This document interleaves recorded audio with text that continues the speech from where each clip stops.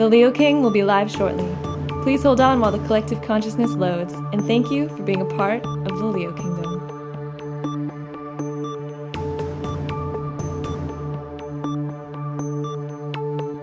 The Leo King will be live shortly. Please hold on while the collective consciousness loads, and thank you for being a part of the Leo Kingdom.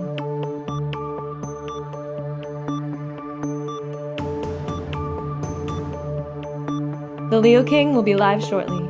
Please hold on while the collective consciousness loads, and thank you for being a part of the Leo Kingdom.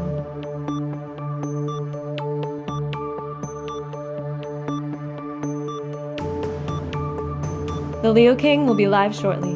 Please hold on while the collective consciousness loads, and thank you for being a part of the Leo Kingdom.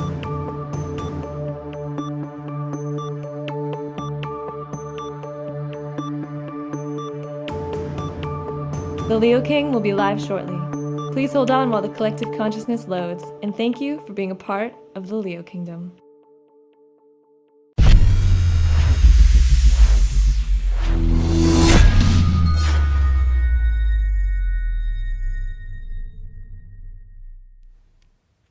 Hey, what's going on, everyone? It is David Palmer, the Leo King, here on highvibe.tv, and this is my show, Deep Love Tarot, for the week of July 15th through the 21st, 2019. This is where we're going to pull all the cards for your love life. And if you want to support a show like this to be free every week, just how Deep Astrology is free and After Dark is free, make sure that you check out highvibe.tv, where you can get my daily video horoscopes, my weekly sun sign horoscopes, my weekly intuitive, my weekly tarot, and we have some other awesome shows on there, including some new awesome shows that I'm going to be bringing out. We have lots of talent on there. We have awesome new shows that just came out dealing with art and doing art. There's so many cool things.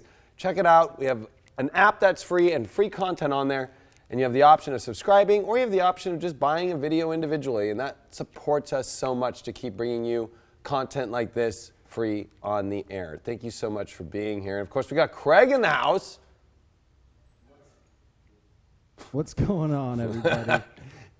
I think you're describing the energy of the eclipse better than anybody I'm can. I'm getting in there. It's taken a little bit of time, but we made it. Well, people need to realize too, it's hotter than Hades up in here. Right now I'm looking at it, it says 86 degrees here in the studios. So it's hot. And where Craig's sitting right now with the computers and all that, probably about 95. We're here for you. And actually, Craig and I this weekend were out on a lake and it was 104, and we got a little tan going on. We're good. I laid out in the shade most of the time. It was a little too hot. I didn't want to burn. So yeah. Well, and you know what? This book, I just relaxed a little bit. It's like, speaking of burning, like, we got a lunar eclipse that's this week. So this is not just an ordinary love reading for this week, I would say. This is going to be a pretty intense one. And I want to say, if you've never watched this show before, this is a show that we're bringing tarot into a whole new field. We're bringing it with, of course, looking at it. Oh, we don't have the astro dice here. Craig's going to get the astro dice, but of course we use 5 different decks. Craig and I interact, so we try to bring a little bit more humanity to the show, opposed to just, here's your cards and that's it, and just do the reading and channeling it. We also try to bring in some stories, some fun, some entertainment, and we really do go off the wall. I think I go off the wall. Craig keeps me actually sane, probably. He's like the grounding point. But Craig can also go crazy, too, and maybe I'll be the grounding point. Depends on how that all goes. Hey, where's your will to be weird? Hey, the will to be weird is always here. Now, before we go into each individual sun sign I will read, I always do a collective reading to see what's going on with the collective in love this week. Now, remember, I want to say this again. This is a lunar eclipse, and it's not any old one. Well, it is in Capricorn. It's an old lunar eclipse in Capricorn. But you know, this is a really major one with Pluto and Saturn in the South Node, and with Venus and the North Node in Cancer in opposition to this. So relationships are a major, major, major, major, major piece to this lunar eclipse. Saturn in the South Node, karmic cycles. This is gnarly stuff. I was saying on a live today on Instagram, if you haven't followed me on Instagram yet, or Craig, I'm at the Leo Kingdom, and Craig is at Chief, with 2 E's, Mojo Rising. Chief Mojo Rising.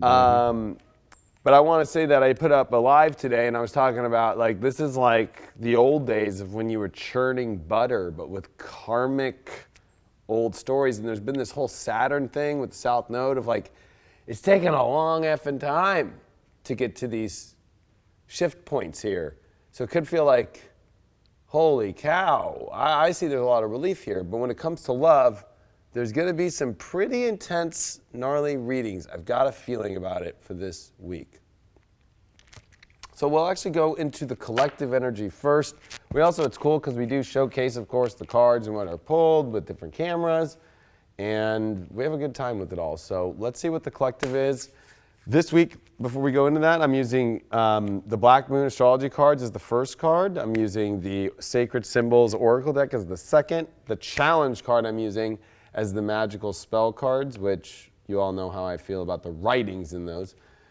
For the overcoming of the challenge, I'm using Enchanted Spell Oracle deck, and then I'm using the OG Rider-Waite. I feel that because there is a lunar eclipse, we must use this, astrology cards for the first card, and I think that the last card in the spiritual advice should be the old school Rider-Waite, since we are in Capricorn, kind of old school energy. Did you see that? There was a Tower card there and a Death card right there. I'm telling you all, that is exactly what Saturn and Pluto is. Holy moly. This is definitely not going to be... For some people, I think it's going to be amazing readings, like, holy cow, yeah, I'm ready for that. Like, especially if you are ready to let go of control. I'm feeling it's going to be a little good. As long as you've been putting in the work, I think you're good. I agree. But I'm saying I think the people that have control about things, control, that's not going to be fun for this eclipse. So let's see what's going on with the collective this week with the tarot. First card that we got is the 10th house of the world. Now, in traditional astrology, of course, the 10th house deals with more goals, and we always like to tend to look at the 11th house as more the world. But I think that this is us defining the world that we want and how to get there. And you know what? This is a card in the 10th house of karmic destiny. And I feel that right now this week in relationships, there are destiny points happening, whether that's through breakups or people coming together. But I also feel that there's another element of things really coming up when it comes to some really powerful stories that were predetermined and preset, pre-us coming into this life, that are all intersecting at this moment, and it's getting really intense. And if you're open to that, I think that this could be an amazing week for you overall in love. But I also think that there is so many aspects of the world, so many aspects of where destiny can go, that people can maybe feel a little confused. Like, is this the right direction? Is this the right place? Is this the right person? There's a lot of those things kind of coming up, but you have to listen to your true core of what your destiny is, and if that is really in alignment with what you're choosing, or whether you're going to stay in a relationship, or whether you're going to leave. There's a lot of staying and leaving. This is eclipse time, and especially more so than ever during this eclipse season. Our second card we got is the Focus card, which is an interesting card because it also does have the, the bow and arrow, this archer energy. There is kind of a Sag focus, even though Sag is not very focused, I guess you could say.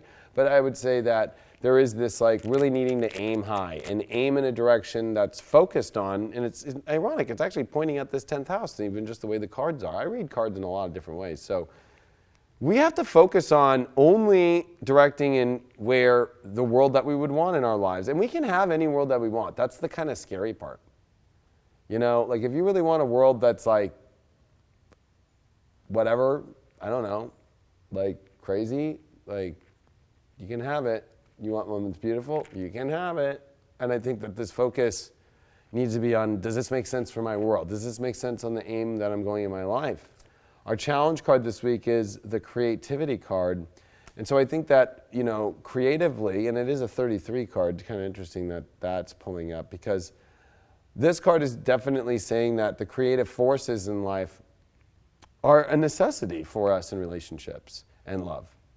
But the challenge is, if there is no creativity within that relationship or within the partners that you're finding, or something where you can build something creatively together, that's going to be a challenge. And that's going to be also, I think, your understanding turning point of like, is this really the truth? Because like, sure, like we can go create anything. Like I could literally just be like, hey, will you go grab me my jewel? And you just help me create a puff of jewel. So like creativity, the challenge is maybe the focus in the 10th house isn't really aiming in the right direction of creativity. Like, let's say, you want to be like like let's take a more spiritual thing, like a light worker or an astrologer, or you want to do tarot, but you're in a relationship where you're like, well, we're doing something creative. We're doing like some sort of like music project or something, but it's like so on the opposite sides, right? So it's like, okay, or maybe you're doing like, I don't know, like a project on, I don't know, we'll take my racing, for example. Like, but like maybe I'm connecting on a one level, but my ultimate 10th house or my ultimate focus is the creativity that's going to get me there. And I think that this is where we have to really start to look at. And love is creativity itself. It creates a human being through, creating a baby to creating, the real happiness in life. And so this creativity is a necessity this week and a challenge as well. Overall, though, we got a lot of success if we find that creativity. And so this is a great week of finding success for the ultimate goals that we want in relationships. And also we need to listen to the predetermination that is happening. And I believe in fate. I believe in destiny. And I believe 100% this points to that. And you might think you're crazy, because I think part of this is like, focus on the craziness of your creative understanding of where you're going in the true sense of the real world that you really want to go to.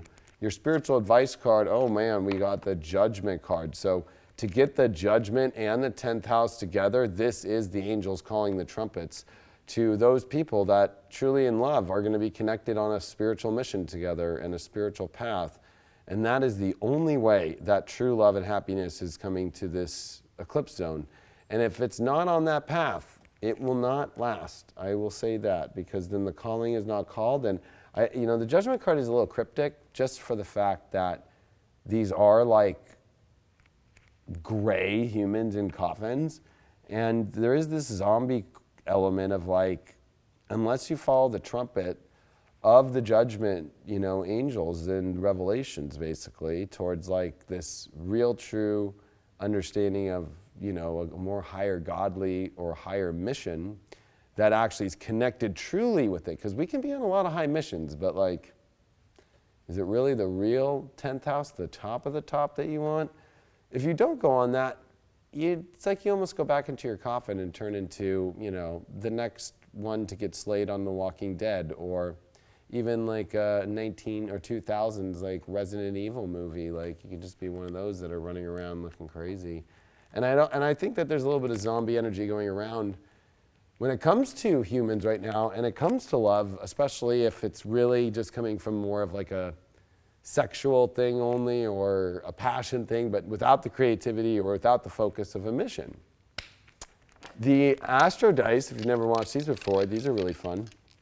Show us, we got the 11th house of Capricorn. Wow, I got a Capricorn eclipse. And we got it with the North Node. So we really need to focus on the world, 11th house, the people, the society, the energies that make sense, to the actual true goals that really align with our true destiny and our alignment of where we need to aim in our lives. And that is exactly what this 10th house thing is. But with the 11th house energy, I think it is saying like, are you sure that the people around the destiny that you're on in a relationship are really the best for you? Or could you go much farther being in partnerships or with people that really are in the same groups and clans that really make sense? So there's a lot of clan work going on right now, and clan work can always turn into some really good things, and because everybody feels supported. And I think that this is more about building relationships that also are in systems of support. Because when you're just a relationship supporting each other, and then you're not around energy or community that doesn't have a similar goal, then the support isn't really that there. And there can be a lot of fakeness. Like, well, oh yeah, I'm part of this kind of community and we are doing something together there, but it's like, okay, only when you're doing that? Like, what about like all the time? I think that's a lot of something to figure out. I'm thinking it's something good, though. Oh, 100%. That was beautiful reading. I mean, as long as you know what you want, you're not going to sell yourself short, and kind of you put your ideals and what you can take, what you're not going to take, you put that forward and make it happen. Either they're down or they're not, pretty much. I agree with you. I think that it's a beautiful reading. I just think the only thing here is that, like, don't waste such great, beautiful energy on something that really is not aligned, creative, got some higher calling, has a focus and direction, which I would say that does take some communication aspect as far as just understanding the aim of where things are going. And the success card really does show there is massive success, but it does come after the challenge, which means if the challenge is not met of truly creative forces coming together, well,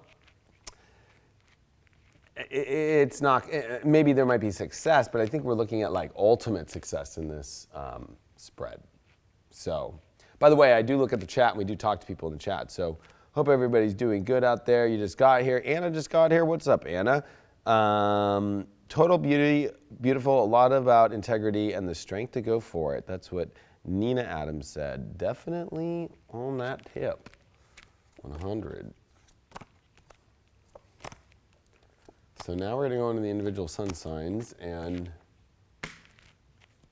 see what's been cracking with them as I finish this this chat and I adjust my microphone here for a second. So what, was the Rider-Waite the first deck that you had, or? The Rider-Waite was the first deck I ever had. Yeah, when I was cracked out at the swap meet in Orange County, and that's what the psychic threw at me. The times have changed. Times have changed. Come full circle. Yeah, it's kind of crazy to think that I was in that space in my life. But I think it was also crazy because it was 2004 and 5, and I remember doing a spread for the first time to a guy we know, but I don't want to like give out our personal friends' names and stuff. We'll just say it's Slap My Tap. And like, it really kind of blew his mind, you know, and it was like, what? And I remember everybody looking at me in the room like, what is he doing? Today, I think people are a lot more receptive to things, you know?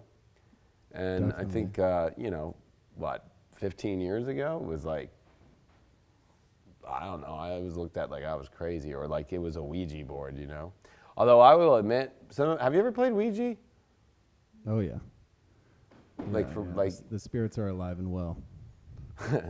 They're alive and well. I could say that I've played Ouija and it's gnarly. I only will do Ouija though if it's with somebody that I know knows how to like clear the energy and know the right energy is coming in and read it and be willing to read if this is a demonic force or a dark force coming in. I haven't done it in a long time, but I kind of want to do a Ouija board reading. It's pretty mind-blowing that was just like a game that people would play. Let's summon some spirits. No practice necessary, just call them. Yeah, buy it at Toys R Us. Fuck. Just go, come on down to Toys R Us, get a Ouija board, kids. You know, start summoning in the spirits. But you know what? Playing that game, it was an awakener. Fucked me up as a kid. The Exorcist, nah. My sister used to put the phone underneath my bed as I was sleeping, do a little walk around phone, do intercom, and wake me up with the Exorcist girl's voice, terrifying me. Well, anytime Ouija, that shit's real. Anytime Marshall Tucker band is in the background of "Lord, I Was Born a Rambling Man," my mom can't listen to the song because in the background when the priest is at the bar drinking, and after he's realized what the fuck's going on in that room, and after green pea soup has been thrown up all over the room, that was the song playing at the bar. And then my mom, I think, saw that in movie theaters. So I'm still down with the split pea soup, though. I'll eat that.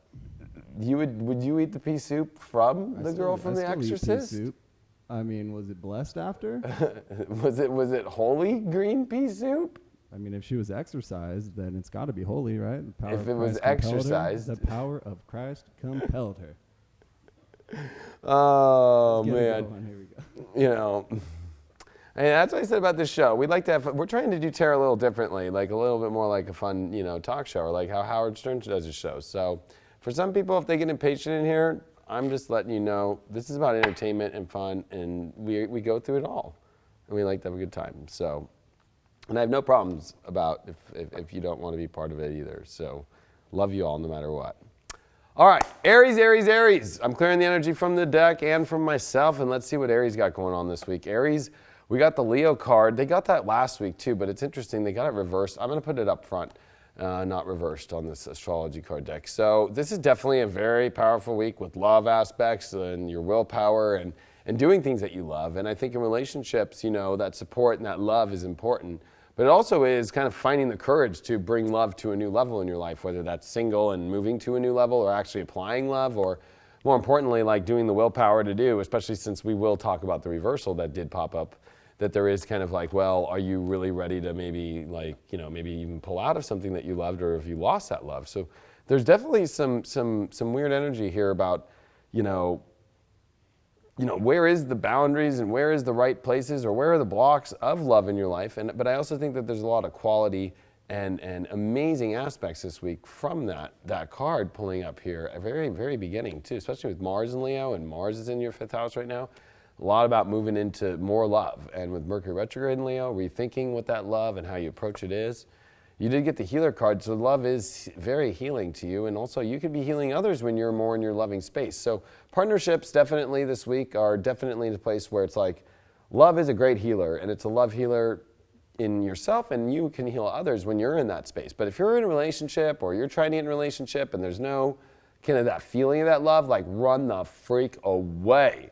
You've lost that love and feeling. Oh, don't get all Top Gun on me. I know. But if that isn't there, well, I don't think the healing will be there. And I think that that's what's required right now, is that the healing is not through, especially since Aries are going through a lot of things about business with all this Capricorn, the lunar eclipse here, and emotional stuff. I think a lot of it is, if the love is not there, well, how are you going to heal things? Like, I believe that the sun heals. Like, I go out in the sun to feel better. It's weird. That's the medicine to me. So being out in the sun for the last 3 days straight in 105-degree weather, and I don't know if you can tell, I got my tan back, peeps. Woo! But yeah, it's like something that heals. It makes you feel better. And if that's how love works, and I think that this week for you, if you're in a relationship, if the love is gone, like, I think that there's something about this reversal of do you have the willpower to go towards love? And that might be going towards love of what you know is in yourself that you might not have. If you're single, why are you holding yourself from love when maybe there's great situations there that could be very healing? There's definitely, I think, I don't know, just a truth bomb with that one. Just throw some truth bombs on that really.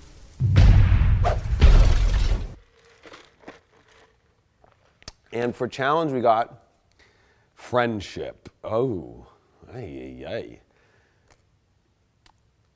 There's a couple ways to read this. One, has the love just turned into a friendship? Ooh. Two, is there a friendship even in a relationship that you have? Or are you approaching friends and trying to force lovers? Maybe that might be a challenge. Maybe you got to like build friendship first, or maybe it just has always been friends, and maybe we'll just stay friends. But I do love the movie Just Friends with Ryan Reynolds, and he does end up getting her at the end. Is the friend he had the crush with? But maybe Aries this week are at a place where the challenge is maybe that you're not feeling a kinship with somebody, or you jumping into a relationship a little too soon. Oh, there's a lot of that going on. Aries rush into relationships with Aries a couple times. Oh yeah, no, trust me. I always say when it's with Aries, it's like wham, bam, thank you, ma'am, and then assess after a little bit, and then don't hear from them. What the fuck happened? Ghost. They can ghost. Well, they have 8th house Scorpio as their cusp. So, and they have 11th house stuff. So, there is this part where it's like, are you denying the ability to treat your love as also you would a friend? There may be that too. You're separating all people into kind of relationship roles. This is a friend, this is a business partner only, this is a this. Maybe the challenge is needing to bring and see that if you can see if the friendship's there, well, is there also a deep love there in romance, or is it just a deep love for friendship? Maybe you're gonna have to find those two weird lines that are being blurred. You did also pull the luck, so there's a lot of good luck if you understand the role of where you stand as friends and where you stand as lovers, with whether you're starting a new relationship or you're in a relationship, that this week is really great luck, especially with, you did pull the Leo card, you did pull this love card, that is in the astrology of Leo. So I think that this is a good week. I just think that there's so much healing waiting to happen for Aries, but I just think that a lot of it is like blocked by some of these misunderstandings of like what is friendship, or more importantly, what are you doing with this creative power force of love? Like, and are you treating it with the power of healing, or are you treating it kind of like opposite of that, just like kind of a frenzy? And I think that your spiritual vice is the Knight of Cups reversed. So I think that, maybe you haven't been taking things either A, slow enough, or two, that this week is definitely going to remind you that like, maybe you do need to kind of slow down a little bit and feel, instead of running through feelings as fast as possible. The Knight of Cups wants to slow down and tread through, and it's got its armor on. It wants to feel things. It wants to take in the environment, you don't want to go into the fire swamp like in Princess Bride without kind of, stepping on things, a little bit, make sure you don't come into the fire swamp and get burned. And I think that there's a little bit about it by running too fast, or by, trying to also maybe even block your feeling of emotions. Like there's a lot I think about blocking and feeling, and that's what I'm getting from these Knight of Cups in this Leo reversed. And you did pull the first house Mercury, which means in Taurus. So this is about starting to think about what's the best in your life, and also having to reassess how you communicate your values, and are those values on the same merit as yourself? And does the environment around you and your partnerships, or the love that you're trying to do, have the same values? If not, like, not gonna work, and that is a reassessment course on eclipses. So there's a lot of reassessment going on right now, especially for Aries, and a lot of healing to be had, or blocking that healing completely. And weird friendship kind of situations going on. Maybe you do fall in love with a friend this week, but that could be a challenge though, because then maybe you lose the friendship, and then maybe after you have sex with them, next thing you know, it's like, well, wait, that wasn't that good, and now I see you in a different light, and I really enjoyed you as a friend, but now I've seen how you kind of are, and you wear whitey tighties or whatever it might be, and I'm not into that, or whatever. I better hope that you guys were really good friends before, or else, no one's gonna talk to you the next day. So. Well, have you ever dated like a friend, and then it didn't go right, and then they were like, well, now we're in a weird space? No, I mean, back when I was like 19, I hooked up with one of my best friends, and it was How did that weird. go? I mean, it was good, it was beautiful, but a little weird to say the least. But, we worked it out. We're still best friends. Yeah, I believe it can always work out. I just think it's like, well, actually, I mean, I think it's important to have friendship before love, because I think if it's like just jumping into love without building a friendship, it just kind of goes into love, and then friendships like really care about each other and allow issues a lot easier, like when a friend fucks up, or you fuck up in a friendship, like usually if you're friends, like you work it through quick and then you move forward quick. But when it's with love, it's like it'll just be held on, constant. It'll just keep going. Well, it's so raw, the actual feeling of love is just like raw. It's deep down inside you, so it's gonna bring out every emotion in the book when shit starts hitting the fan. Yeah, but I think friendships do that too, but they just deal with it with understanding of like, I'm not required to be a certain way, like friends kind of allow each other to be themselves fully and accept them for who they are. Like you accept your friend for who they are. It's because they're only a slight representation of you. Your lover's like, fuck, this is my lover. Yeah, I'm fucking that person. You see that retard over there? That's my man, or that's my woman. So it's on another level. Yeah, there is a little bit of ownership. Although there are also best friend people though that like kind of like act more like real lovers. Have you ever noticed that? But they're not. Like they're like, this is my bestie, and like I'm like, we do everything together, and da da da da da da. It's like, one of them's probably gay. That's probably could be a true statement. I've noticed that it's kind of like I can't do anything without this person next to me, and there could be like codependency with that, and then what happens when that friend leaves, and then there's a lot of stuff there, and you know what, that's all still in the Aries reading, so that could be stuff going on with Aries stuff right now.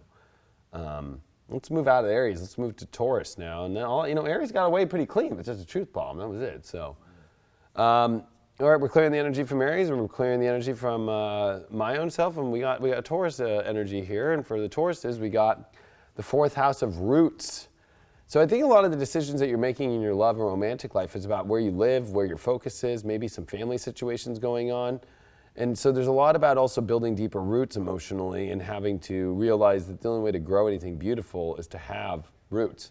This tree is beautiful in this deck, and I think that, the 4th house also has to deal with your lineage. So I think a lot of it is like finding, if you have a certain lineage or kind of like way that you're been raised, like finding maybe a relationship that's in the same energy. This could also bring up, a lot of things about like either building a family but I think spiritually, and I'm getting this a lot, is that there's something about like being forced to kind of dig deeper emotionally and not be afraid to dig deeper. And I think that's been a big common message with Tauruses lately, is to not be afraid to dig deeper. I think it's a little hard when Uranus is in your sign because you kind of want to be a little fancy free and all over the place. We did get the divine masculine. So this is definitely a card that is saying, and it does look like a Taurus exactly, which is kind of interesting, is like, once you build deep roots, then you can really have the power to really go and create and seed the things that you want in your life. But without those roots, without those deeper emotional levels, like it's like you're going to be forcing something that won't happen. So you can't force a tree to kind of grow fast without really deep roots. Sure, you could move a tree, but it's going to take a while for that tree to gain its roots in the ground before it's going to start really growing again. It will take a while. I don't know nothing about planting. Craig is the planter, but am I right, Craig? Like if you move a plant or a tree somewhere, does it take a minute for the roots to kind of get back into gear and kind of like get the... I mean, there can definitely be some shock when you transplant a plant, for sure, because you're messing with the roots and you're pulling them out of the ground. But as long as you're gentle with them, you put them in some nice soil, you get some stimulants in there, they'll be right back at it. I mean, if you look at how long plants have been around, they're pretty resilient. That's true. But I think, so maybe with Tauruses, it's like there might be a shock value with you moving your roots, maybe even moving. Maybe there's a relationship that's going to force you to move. But I think that a lot of this is that by getting into those roots, you'll be able to really, with this divine masculine, really be a very powerful force of wherever you want to go. And the love can become a very powerful force with great roots. I'd throw this as like a party card, to be honest with you, and I'll describe why after we throw this.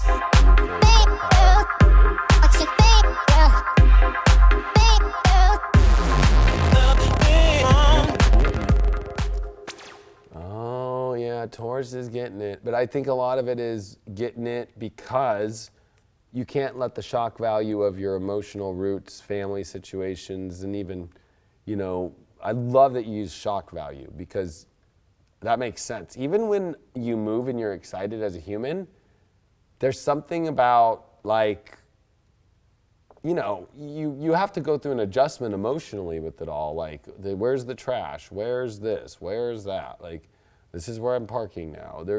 There's an adjustment. And I think that this is a big adjustment. But then once you've got it, like that divine masculine kicks in and you're like, I'm going here now. I'm going here. I can do this because you are so secure in where you're at. So there's a lot of security stuff. The challenge is new beginnings. So here it is, Taurus. The issue is that there's this new beginning that's trying to happen in your life, but you're challenging it because you're afraid of the roots that you've already laid and you're afraid of the shock value of moving those roots to a different place for a new beginning.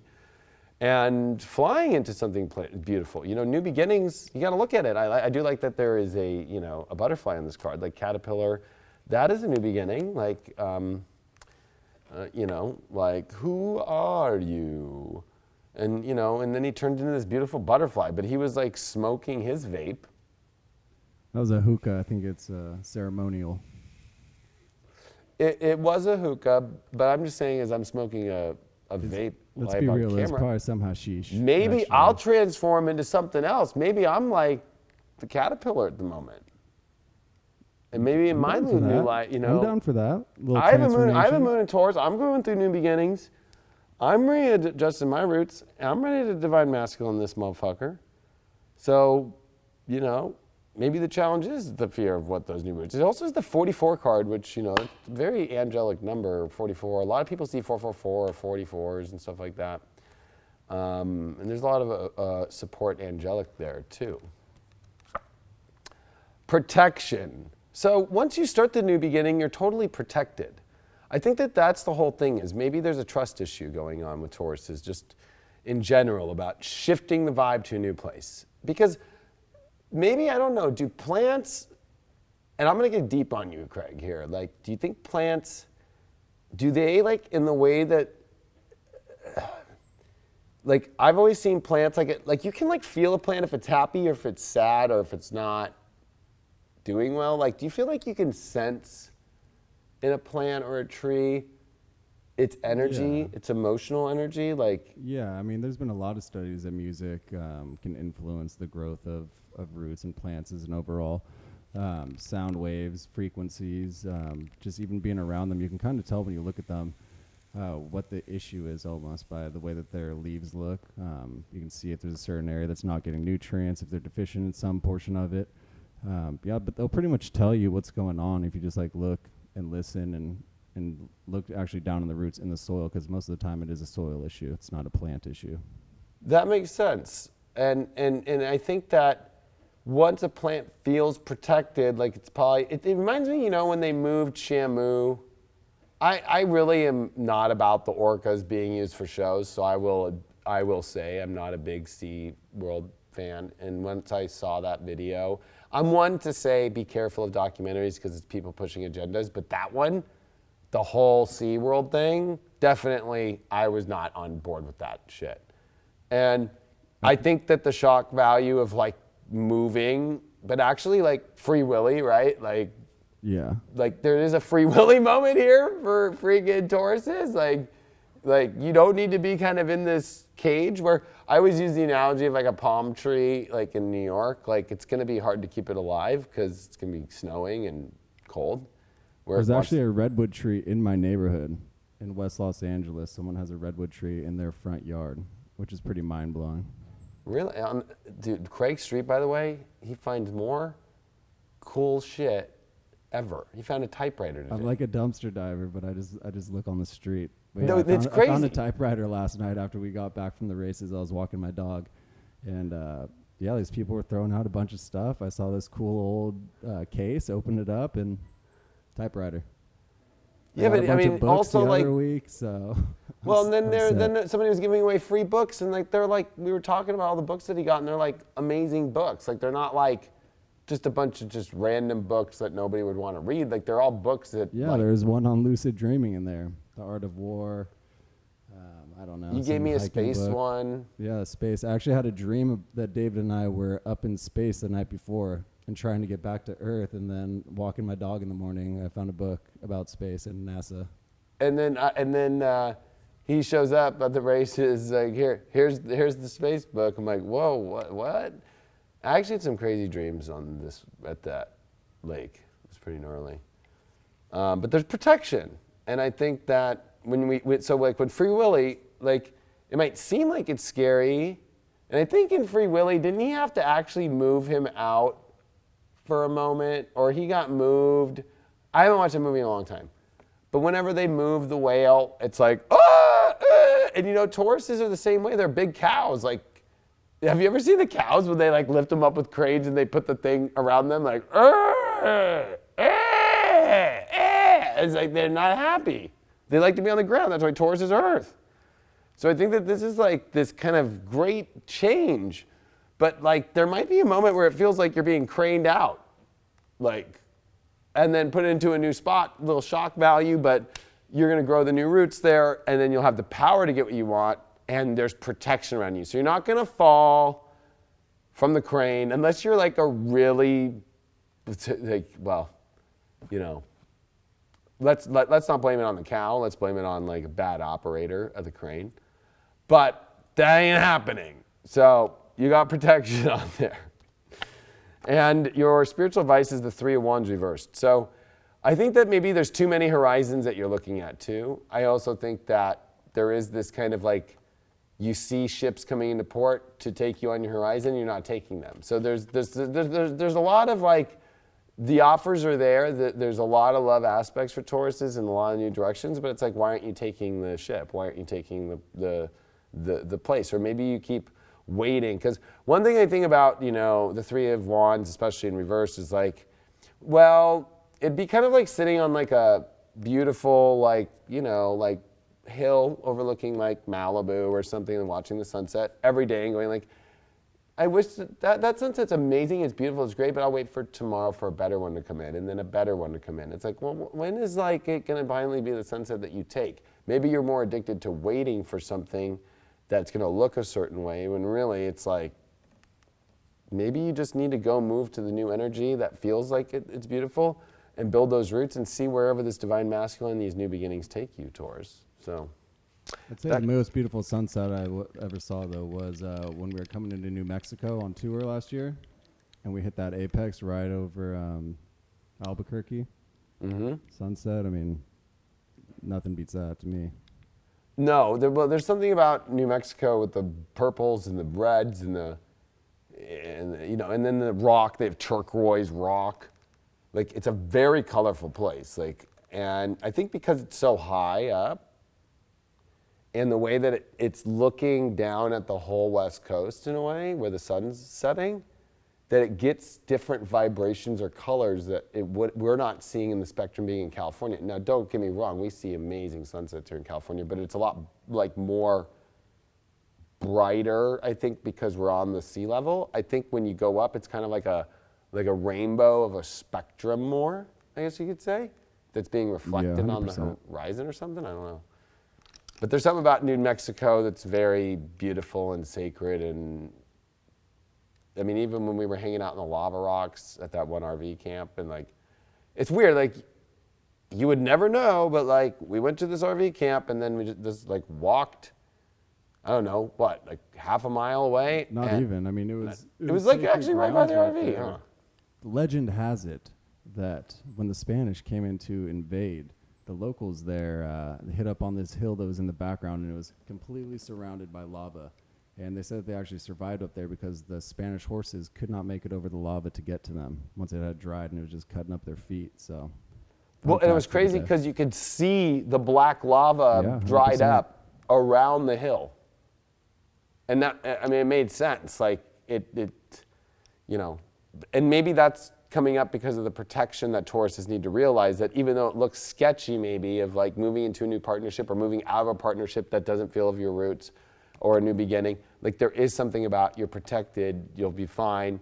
It looks sketchy, but you need to take the journey. And we did get the 8th house with Aquarius Jupiter. So wow, yeah, this is trusting in radically new ways and opening up the adventure to trust and opening up even your more personal life. One thing about the 8th house is it's a lot more of your private life. It's your naked self. And with Uranus 8th house, there's this kind of naked humanity part of this naked connection. And with Jupiter there's good luck when you go towards that position. But if you do the opposite of like, no, I'm going to hold on to the way that I feel good only and not expand outside of that, you might be missing out on something great. It'd be like eating, just basic potato. Everybody does taste different. Like, pheromones in people are different.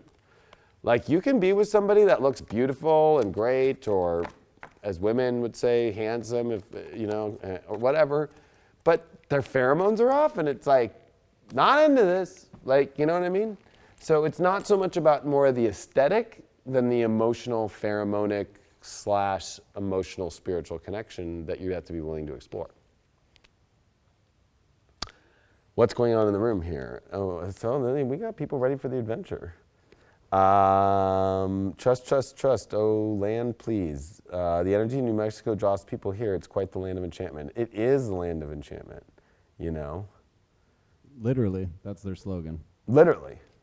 And it's literally Gemini time. So clearing Taurus's energy, my energy, for the Geminis. Gemini, this week, you did pull the Grand Cross Provoker, and it's reversed. Ooh. So I think that Geminis this week are definitely in a hot spot with some relationship trouble right away. We got Grand Cross, we got Provoker reversed. Let's throw that out first. why. One thing about Grand Crosses are intense because they are a position to where you have to have at least 4 points of planets, and they are all opposing and all squaring each other at the same time. Now, they do create tension, and they do then turn that tension into something beautiful afterwards.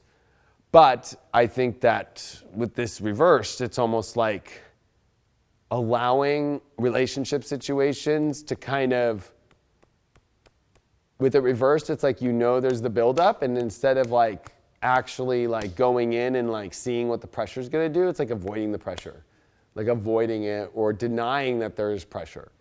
Like, I think that Geminis this week are at a place to where we're going to have to see what this says. It's transformation, yeah. There's a big transformation happening, and look, we got another butterfly. How funny that Taurus and Gemini are getting this. But it's from 2 different decks and 2 different aspects. But I will say that transformation only happens when you provoke change. But I also think that maybe there's like still trying to see if there's enough buildup for transformation. So maybe you're trying a new relationship and there's not enough energy. Because one thing about Grand Crosses is that they do bring a lot of like tension. And that might be good. That could be bad. But maybe there's a lack of tension. So if you're in a relationship that you're trying and you're trying to transform, until you provoke it enough to see if there's tension worth going to transform your life into, then it's not going to work. But this also means that you might also have situations that you're in where there's tension building up, and that's going to help transform. Maybe it's the end of something. So if you're in a partnership that's fully ending and there's a beautiful transformation that's coming. You pulled the health card. It did come reversed, but the challenge is that I think, are you in healthy relationship situations overall? Like maybe there is like, you gotta look at, this is your spiritual health. Of course, we always like to think of health as the body, but you know, there's a lot of spiritual health situations going on in alignment. And with the Grand Cross reversed, I think that a lot of this is like, are you really in partnerships or choosing partners that really are, you know, provoking your best spiritual interests in a positive way, or are they provoking negative spiritual interests and taking you away from your spiritual body, which can affect your spiritual health and even your physical health? And in between that is this transformation of, is this a transformation to a healthy space or a transformation to a very negative space? And I'm actually seeing more of the negative. That's why I'm saying, like, there's got to be a lot of caution to the wind to Geminis, especially with Jupiter on its last weeks here of retrograde in your 7th house, and this lunar eclipse is in your 8th house. So there's like almost like this hungry desire that just is overdoing the quality. And you did pull the faith card. So where is the faith? I think that there's so much about faith and spiritual faith, about the health, and also like that in order to know if you're in a healthy situation or not is like, do you share the same faith? Do you share the same higher faith? And like, this card is not just like, you know, like, oh yeah, we believe in God. There's a lot more of like, we believe in God in this direction and in this direction, and we have this mission and we have this. And I think that Geminis have to find that. Like, this is about getting out of like some energies that are not in the right, you know, field, especially that might be provoking the most negative energy. I mean, the provoker reversed, like there's definitely negative provoking going on. Or avoiding the whole understanding, and it's weird to get this transformation card, because transformation, we talked about how, you know, something ugly can turn into something beautiful, but what if something beautiful can turn into something ugly? There's something weird about that, seeing that. And you almost don't want to go in that direction. Trust me, that happens. We see that with people a lot. I mean, a good example is the evil queen in Snow White, you know, like, she is a crazy dark queen, you know, like she's always evil though, right? Yeah, malicious. Like she's you know, that whole the reason why she even gets that name is because in astrology we came up with the terms in the ancient culture of malefic, like malefic planets, like, you know, and it's like, or very Saturnian or Mars aspects, you know, like, so there is kind of this like malefic energy. Are you bringing malefic energy in this week? Is there malefic energy in the relationship? And I think that your faith is the only thing that can save you from your spiritual self, and whether or not you're willing to look at that instead of avoid looking at provoking. I think that Geminis are afraid to provoke their own selves into seeing the truth of where their spiritual life is really going right now based off the choices they're making in relationships. And the spiritual vice is that you got the 10 of Cups reversed. So there's a couple ways to look at this. Like maybe what you think looks like the end all be all of the most amazing thing in the world might not be. Two, something that was at one time at the end all be all could be ending at the same time too. But there's definitely, you definitely want to check yourself, because the spiritual advice is saying that it might not be as glittery as gold as you think it might be. And I think a lot of that is because there is a lot of unhealthy aspects here, and the ultimate test is kind of a faith to move towards what you really want. But that faith is the bicycle there, not this kind of avoiding the truth of way too many angles that, are kind of creating a friction that actually could be aligning you off course. Because one thing about Grand Crosses is they kind of remind me of not earthquakes, but earth shifts. And especially during some of the big Grand Crosses of the earlier parts of this decade, when we had Pluto and Uranus square during eclipses, that was insane because there was some earthquakes around the world that actually shifted Earth's axis during that time, and there was massive solar flares. And when we also reached the solar maximum during Grand Cross times that were with eclipses. Now, I think that this is Gemini's really having to see delusion from illumination. Have you seen those giant sinkholes that are popping up, over in Russia and whatnot? I've seen a couple of them. They're coming for us. I mean, there's sinkholes pretty much everywhere in weird spaces, especially I think in appearing. Florida, those homes in Florida, that just fall. Just Florida. That's gnarly. And then a crocodile's right there, and Roger Stone's in his underwear with his weird glasses on. Whoa. Venus and Gemini or Sag. Okay, so this is your relationship stuff in the first house. The relationship with yourself is the one that you need to be focusing on right now to see if it's taking you in the right directions, because I think that Geminis really are losing themselves in relationships that might be not in the same belief structures and going in the directions that they want to go. Interesting that has popped up. So avoid the sinkholes. Well, I would say completely turn around, yeah. Instead of keep going, well, there's just a sinkhole here, let me keep on the same road. Maybe if there's a sinkhole in front of you, it's maybe I should turn around, Yeah. Whereas I think that might be hard for Gemini.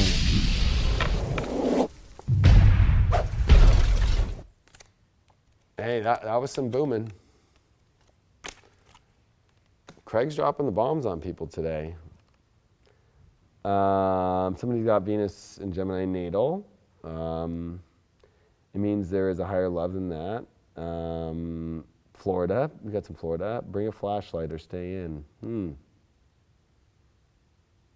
It's kind of an interesting silent murmur. Bring a flashlight or stay in. Even though I don't know the context of that fully, I do think that that's an interesting way to look at it. Are you lighting up the situation, or are you just kind of I'm just going to stay in my house and just not deal with what's provoking outside? It reminds me of War of the Worlds, when these big alien, robots come out of the ground that were pre-planted there, and there was aliens that came down into them, and people are you going to go outside and see what's there and know where to run away from it, or is it definitely just some power plant sonic boom that just happened and it's oh, we're okay? But kind of staying in your house, is a little funky. So, not to plug anything, but on Amazon right now you can get life straws, which are an awesome tool if there ever is a natural disaster. They filter out all the gunk, so you can actually drink water that's coming out of your sinks and stuff. They're on sale right now for $10, and they're usually $20. So there's that. I would just stock up on nicotine. Yeah, nicotine and water. Nicotine and water. There you I'll go. be okay. There you go. Like, that's all I would really need. Sprite. Sprite. I think I would give up nicotine over Sprite. All right. We're clearing all that energy. I was just saying we're clearing Gemini's energy for Cancer now. Cancer, what do we see? And this is a big time. Happy birthday, Cancers, by the way. Happy birthday to the crabs. That's all I'm going to say. Crabbies, you got the 5th house of creativity, love, but I think, again, creativity is connected to love. Picking love is a big deal right now for Cancers. With this lunar eclipse in your 7th house, this is about relationships and in a massive way in decisions. So getting this 5th house energy, it's a great week for you. I think that this is going to be very good. But if there is no creative energy in that, because having inner child fun is one part, that's like the very basic part of Leo and 5th house. Then there's, okay, let's do something with this. Like, it's like when your friends start to do a project together, right? You're like, oh yeah, like we're childhood friends, now we're building it. Like, my best friend from kindergarten, Brian Friedman, was smart. When he went to his bar mitzvah at 13, he took the money from there and he bought a snow cone machine, and he approached my middle school, well, it was our middle school, Venado, and said, I'm going to do the dances. I'm going to sell snow cones. And they were like, okay, and they let him do it, and I helped him like set it up. I helped him sell snow cones. I didn't do it for money either. I just wanted to help him. And his business today is not snow cones anymore, but is based upon vending and vending machines. Then he got into vending machines and all that, and at 13 years old, so like with creativity and like friendship and like all that stuff, and but with 5th house with love, you got to make sure that like there is something that you're creating in order to like really make it go farther, because like love and inner child is fun. So I played with a lot of kids on the swing sets, you know what I mean, and on like the slides and all that stuff. But like there was only some that it was like, yeah, let's go do something more. And then we actually played baseball together, me and him, and we played, like Craig and I used to swim against each other. So like, there is something about like when you're in alignment with doing something that's fun and doing something creative, love-wise for you, Cancer, it's going to go way better. You did get the truth card, so I think the truth is, like, is it really creative or is it kind of wasting creativity away? We're going to definitely throw the sex card up, okay? I'm about that. Sex.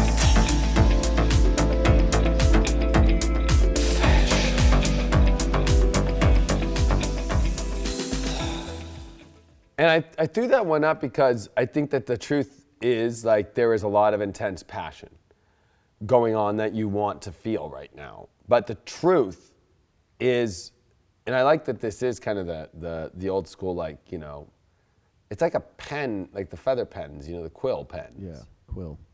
And I think that, like, there's this, like, wiser aspect of you where, like, you signing your happiness on, anybody that signed with a quill pen was probably in a position of, like, you knew what you were getting into, you knew what you were doing, you assessed the situation. There's a lot of assessing going on. And I think with the 5th house, there's a negativity to it of, like, it just being, like, fun sex or just for pleasure. Like, the 5th house does rule kind of, like, just, like, one-night stand sex. So, like, but, like, are you wanting a deeper relationship, and are you going to actually start to build something that has something maybe a little bit more creative and a little bit more of true happiness that actually is about building something about true happiness opposed to just like keeping it kind of on the playground? Your challenge card you got is trust. So you're afraid to let in the better loving situations. I think Cancers are afraid to trust even maybe people that they really like, so they feel more trust maybe in somebody that they don't want to be with more because they feel more safe there. But this is really where you have to kind of trust in the situations a little bit more and where you really want to be, that is the truth, and put that trust in there because you're telling the universe that it won't happen by not trusting it. And your spiritual vice is fertility. I mean, this is about building and creating and fertilizing something beautiful in your life. And that can't happen if you don't have trust, right? Like if you don't have trust, that we won't get to health class on everybody, but let's just say after you do the business, that you'll fertilize that egg, or take it a step further after you're pregnant, that you're going to have the baby and everything's going to be all right.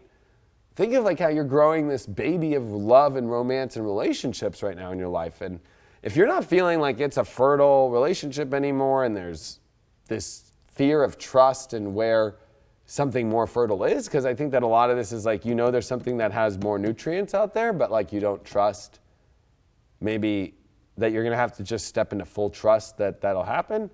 You're not applying the truth, and you're having more just childlike fun, or are you having more childlike, deeper, more powerful, inspiring aspects of love? And you do got the Two of Swords. So either you're battling between two different choices of two people, or you definitely are at a crossroads right now in your life with love. And you feel a little blindfolded, but you know what? It's pretty clear that, are you choosing, how funny that we did get, there's two drama, Phantom of the Opera masks on this.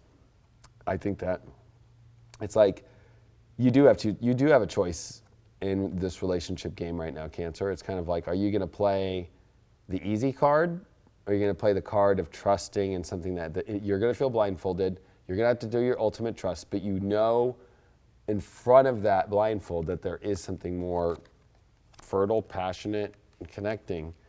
And this is where I think Cancers are at with this eclipse. We did get 5th house Uranus and Aries. So yeah, I mean, this is a lot of love, 5th house, but it has to be defined of the exact love that you want, and you have to be willing to radically change your life, do something different, move forward in love, move forward with courage for love, move forward in a new direction, reformulate a new identity. Like, this is kind of like makeover aspects, Uranus and Aries, right? We all went through an 8-year makeover over the last 8 years when Uranus was in Aries. So I think that Cancers are having to do like a makeover of their identity, a makeover of like how they approach life, because Uranus is about the approach we take, the angle we take. And I think that this is about the angle you take with love and the identity that is shifting within you, that you have, that's more connected to who you want to be, but you have to be really more trusting in that, and be willing to also take action. Also, if you're in a relationship and somebody doesn't want to be with you, I don't know why I'm getting this, like, you have to be willing to approach the courage to disconnect then, to find love. Or it's the opposite. Like, maybe somebody likes you, and you like them, but maybe you're afraid. You need to approach and have the courage to open up and know that it's an experiment that goes on with all this, and trusting, that something will come out of it. So it's almost like they need to reprogram themselves and take a new thought process altogether. It gets really easy to just sit in complacency and fall into this rhythm every single day, and we end up looking around, and the week's gone, the month's gone, and eventually the years. And I don't believe that whole thing about the time is irrelevant and all of that, because right here, this consciousness that we're at right now, and the people that you're with right now, it's never going to be like that again. So in fact, it does, and we're living that time right now. Damn, getting deep tonight. I'm feeling loose. I was going to say, we got Abby in the house. What's up, Abby? Yeah, my phone died, so. Oh, that's a good excuse. That was like me at the white party. Like, I didn't get the memo. I'm not in the chat because my phone died. That's a good one. It's probably true, though. And I did not get the memo. True.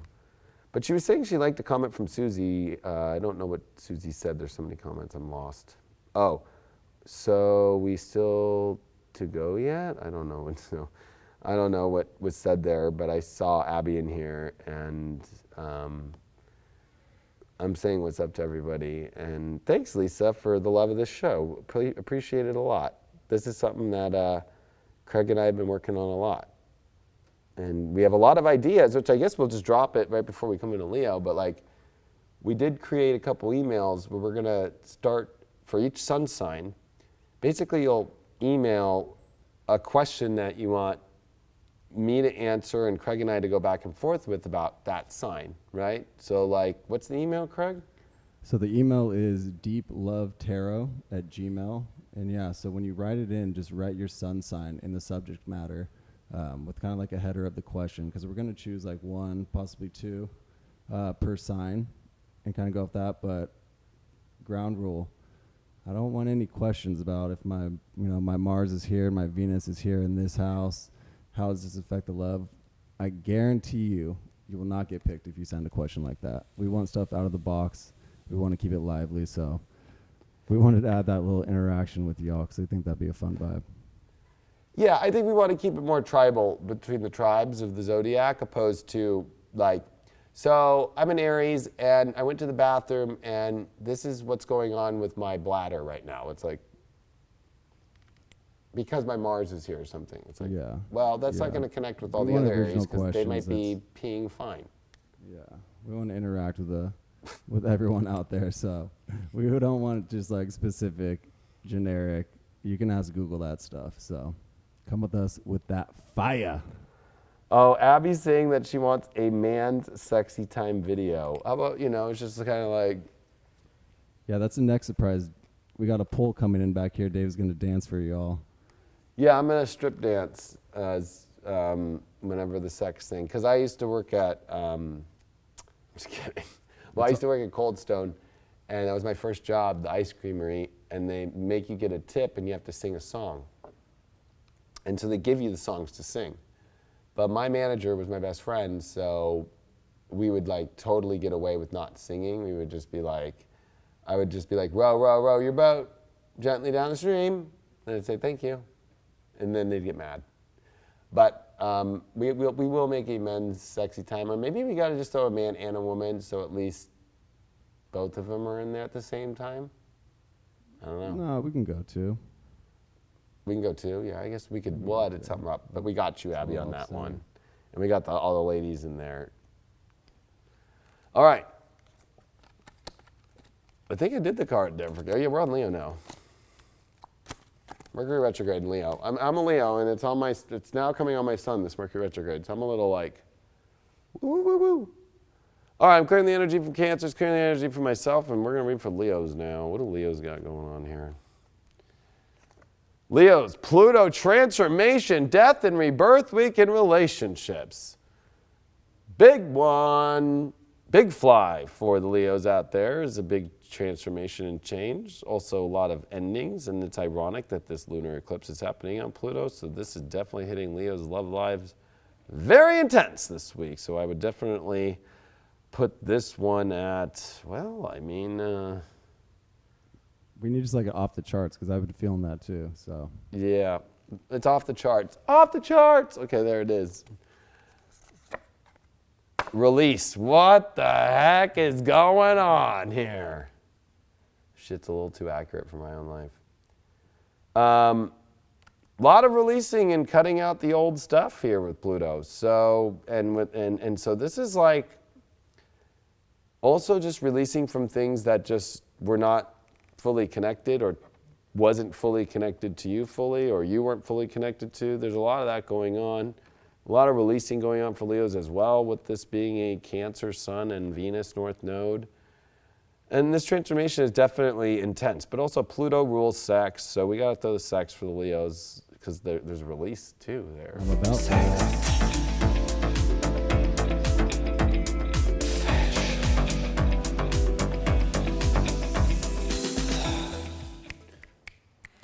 All about that. Challenge that we got for Leos is study. And I think that this is saying automatically, Leos, like, because you're in a release moment, like, observe all the romantic situations now. Study. I don't think you need to, like, study them by, like, going and, like, snooping on, like, every picture of their Instagram or something like that. Or That's if you're an in a easy way to go relationship, crazy. maybe you got through something and it's like, maybe study what happened so it doesn't happen again, you know? But there's definitely a lot of like being clear is by like disconnecting for a little bit and observing and being aware of everything that's going on, of what just released, and so you don't go back to those same things. Love. Wow, Leos. Holy shit. the release is definitely causing the opening doors of some new love situations. So there is a lot going on here for Leos. Holy moly, especially this is the last week of the Sun in Cancer, and it is Leo time next week. So there is definitely a lot, especially if you're very observant, then you at least know you can move into love and you know what you're getting into. So this is really positive. But if you haven't fully ended or transformed something yet, you're not going to be able to get here yet. So if you're in a relationship that you need to release and transform something in a relationship as far as like that just hasn't been working in it and you want to stay and it's able to do that, then you can move back into the love vibe. If you're single, you know, maybe you're letting go of a relationship and now you're single and then you now know the patterns and now you can move into love. And this is like an enchanted spell love, like really like very, very romantic love aspects. I'd throw a party for Leos on this one. They get a party. Yeah, they do.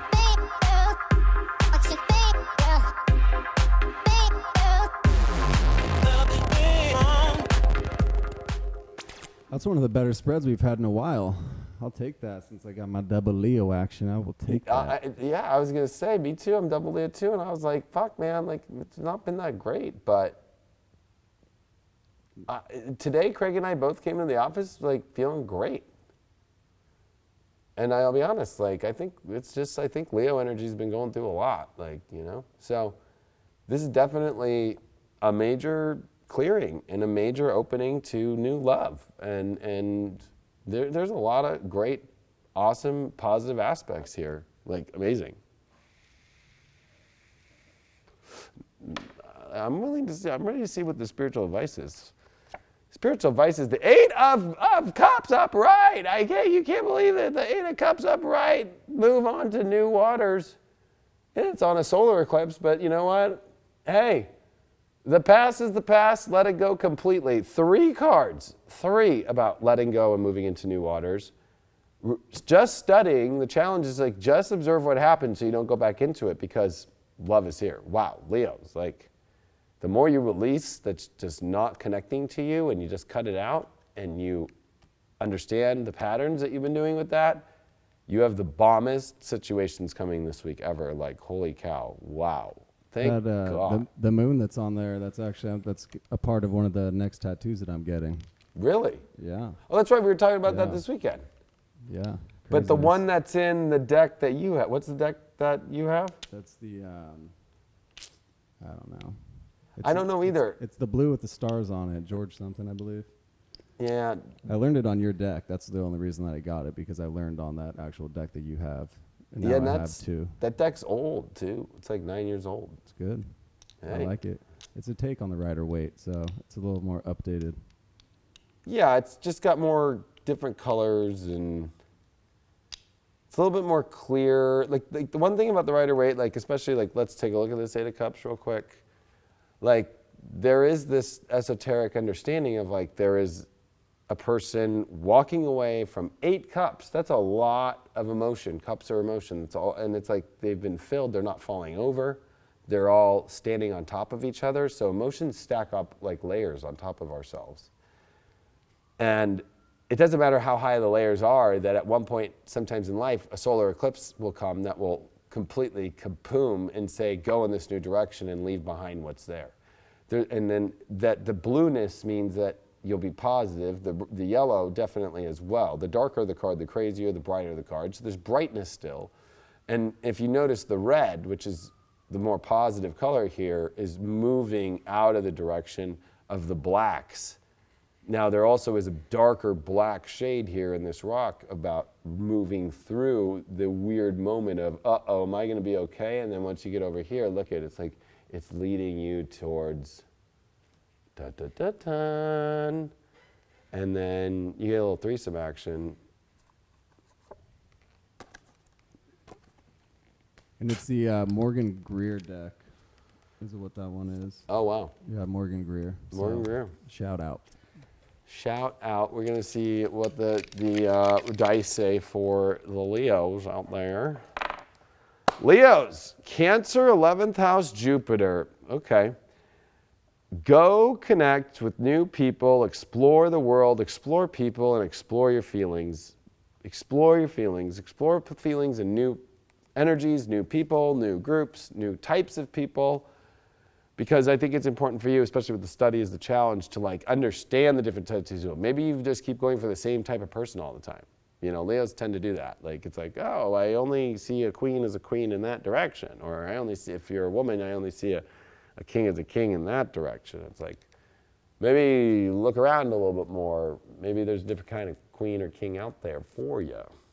And also, going into friendships or going into energies that feel very connected emotionally and feel there's something inspiring in a way that's like connecting with lots of people, or that there's some sort of connection where there's more than just a relationship or love, that there's love and there's people involved and there's a lot more, is definitely a much more positive thing to move towards. Boom! Give it a little balm. Yeah, make sure you hydrate over there. Dude, Make sure you hydrate. it's saying it's 86 degrees still right here. What's the humidity at? What are we looking? 47% humidity. The high it's reached is 58% in here. It's hot. It's hot. People like Craig and Blue. Thank you. I say it brings out the color in my eyes. Yeah, we always go in order for anybody that knows. So we are now moving to the Virgos next. I will put out a good energy for Virgos. Last week's reading was a little harsh. And Mother, I will do a good reading for you. I'm praying. His mother actually did ask him that right before we came on. They were on the phone, and she said, please, come on. You've been picking on us, David. You've been picking on us. My mom calls me out about my work. I love it. She's a good woman. Yeah, my mom's a great woman, yeah. She'll call me out and be like, why? And she said in the Leo King group, she goes, somebody was ratting on Virgos, like, leave us alone. That's what she said. She was like, leave us Virgos alone. I'm like, you got her fired up. I think that, you know, the universe is kind of nudging Virgos a little bit, like, come on, Virgo. Come on. I won't nudge any farther than that. Somebody said, I'm so glad David's mom is a Leo. She's a Virgo, not a Leo. That'd be a whole lot of Leo. If she was Oh my hanging gosh, around if I had a Leo mother, I don't think I would be the person I am. I think my Virgo mother was the best thing that God ever gave me. My mom is like true, pure love. Like, I know that they claim Leo's pure love. We do express inspiration and love, but we definitely get caught up with our passions a little bit too intensely, whereas Virgos know how to properly systemize and purity-wise stay in alignment, purity, and discern much better. And my mom always was super knowing of growing me up, like how to really help me grow into the man I am today without putting even her own passions first, but putting us first. And thank God I've had my mom's Virgo, like, so. And I do believe that Virgos. Is everyone crying? I'm not crying. You're crying. No, we're just getting so emotional here today and deep Love her so much. Love her so much. We'll clear the energy from Leo so we can do Virgos now. I'm praying, Mom, for a good raining. Chiron healing. Maybe the Virgos do need some healing. Maybe they have been poked and prod too much. They do feel a little weird. But, you know, I think that Chiron is a beautiful, beautiful teacher. The beautifulest teacher of all is the humbleness and the acceptance of the weird situations you might be in relationships, but realizing that, you know, you also are in that space to be able to see, you might be like helping somebody or helping somebody heal, or you might be taking on somebody else's roles in life right now, and so that could be affecting a lot of things, but you get paid off by that, by showing this great service. And you also heal yourself. There's always, anytime there's a Chiron lesson, even though you might feel like you're being screwed or don't even take that, but that a lot of people feel that way, but like taking on a situation, you'll learn a lot about yourself. And I think that also Virgos are just kind of licking their chops a little bit about some new situation matters and relationships. The new moon. So there is a lot of new energy that's coming your way that is much more healing and much more positive. There is like kind of a new kickstart coming this way. Any of the old kind of energy that's been around is definitely removing itself this week. This new moon is cutting that old cycle off for you in love. So there's some new beginnings that can happen with the relationships, or a new relationship that's much more healing if you're single coming into your life. Challenge-wise, we did get the divine guidance, which that one's a little hard because, you know, I think that the universe is trying to guide and show and message to you a lot of things. And it can only do that, though, if you're willing to, you know, follow it, this new energy to come forward. So if you're getting a message to do something, like, listen to it and try it out. Don't be afraid. I think that there's just a little bit of fear of it going really bad when really maybe they will heal you. Like, you know, it's kind of like when people, I don't know, like a doctor. I remember when a doctor once told me, like, take this medicine, and I was like, no, like, I don't want to take that shit. And I suffered for a long time, and then I took the medicine, and it was like, in one day, I was in the beach crying, like, thank you, God. So there's a little bit about, like, the message trying to come to you from divine guidance, and take it. I think that this is a time for you to take whatever state you're in. For some single Virgos out there, you might be feeling you're not in your most best state. Chiron at the beginning is like, oh, my hair's not the way I want to yet, or like, my weight's not the way I want it to yet, or whatever. And none of that matters. Really, it doesn't. People are going to love you for you and your soul. This new moon's going to offer this new stuff, and follow the divine guidance of just going. You did get the prosperity card. So if you follow the messages that the universe is telling you to go this week, Virgo, you have prosperity waiting for you in love and happiness, romance, in every way. So sometimes divine guidance is hard, though, because it is doing things that maybe you don't want to do, but it is a message from Spirit that is trying to open up a new portal, a new gateway to a much more positive healing situation and much more prosperity aspects. And we did get the 9 of Swords reversed as the spiritual advice, that there really is nothing to be terrified about. But there is something about Virgo that can be very anxious and over anxious about things. And the spiritual advice is like, you think it's a nightmare by following divine guidance, but it's not. You think it's a nightmare by new energies coming your way. You think it's a nightmare by what you're taking on. But really, it's like, prosperity is going to lead you to no more nightmares or fears of things going terrible. So I think that's extremely positive for the Virgos. We got 9th house, Libra, exploring your relationships and researching and more, and you got Jupiter again. So this is definitely about, you know, this is good luck in relationships, this is positive assets, but this is also maybe taking a new journey in relationships, like maybe a new approach, a new belief system, or looking at your relationships differently, maybe trying a new approach, maybe, you know, reweighing out different options in what you have in relationships. If you're single, like maybe you want to kind of open up the field a little bit more, like try like maybe dating instead of like, I like this one person, and maybe there's more to look at before you really know. So there's definitely a lot of things about looking around more, exploring more, knowing more, and learning more from exploring and not being afraid of that. Like there's a lot of that going on for Virgos, like explore. And maybe a lot of that poking and prodding, Virgos, that people are doing to you is to kind of edge you off into a little bit more of seeing what else is out there in life, opposed to kind of being stuck in the same place. I don't like being stuck in the same place. That was good. I think that was a positive outlook for those Virgos. I think Mama will be happy. My mama, she better be happy, or I'm gonna be smiling right now. I'll be so grounded. proud. I'll be grounded. She'll get the belt out. No, I was kidding. My mom never got the belt out. Did you ever get the belt? Yeah, a couple times. My dad. Couple times. My dad did the belt, but he would like talk to me. Like, imagine if this jewel was the belt. He'd be like, all right, like, I don't want to do this to you, and it would like be like the snake, he'd call it. Like, my dad's like a goofy guy. So my dad never like belted me, but he definitely, I got the belt a couple times, just kind of like,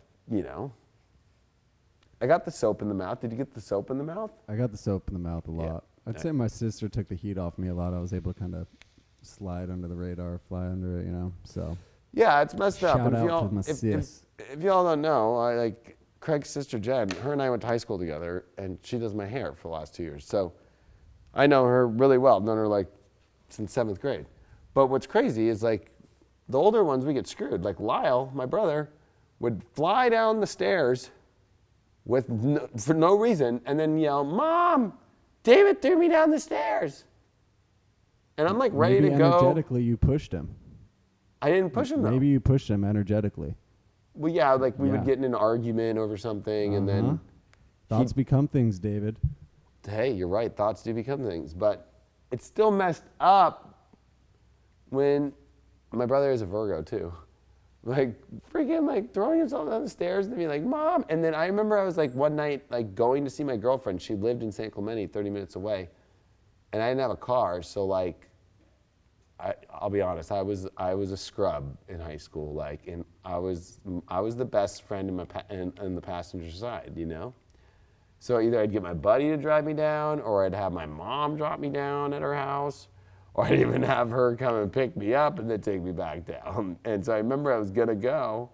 My brother did that, and like my mom was like, "You're done. You're not going out tonight." I'm like, "What?"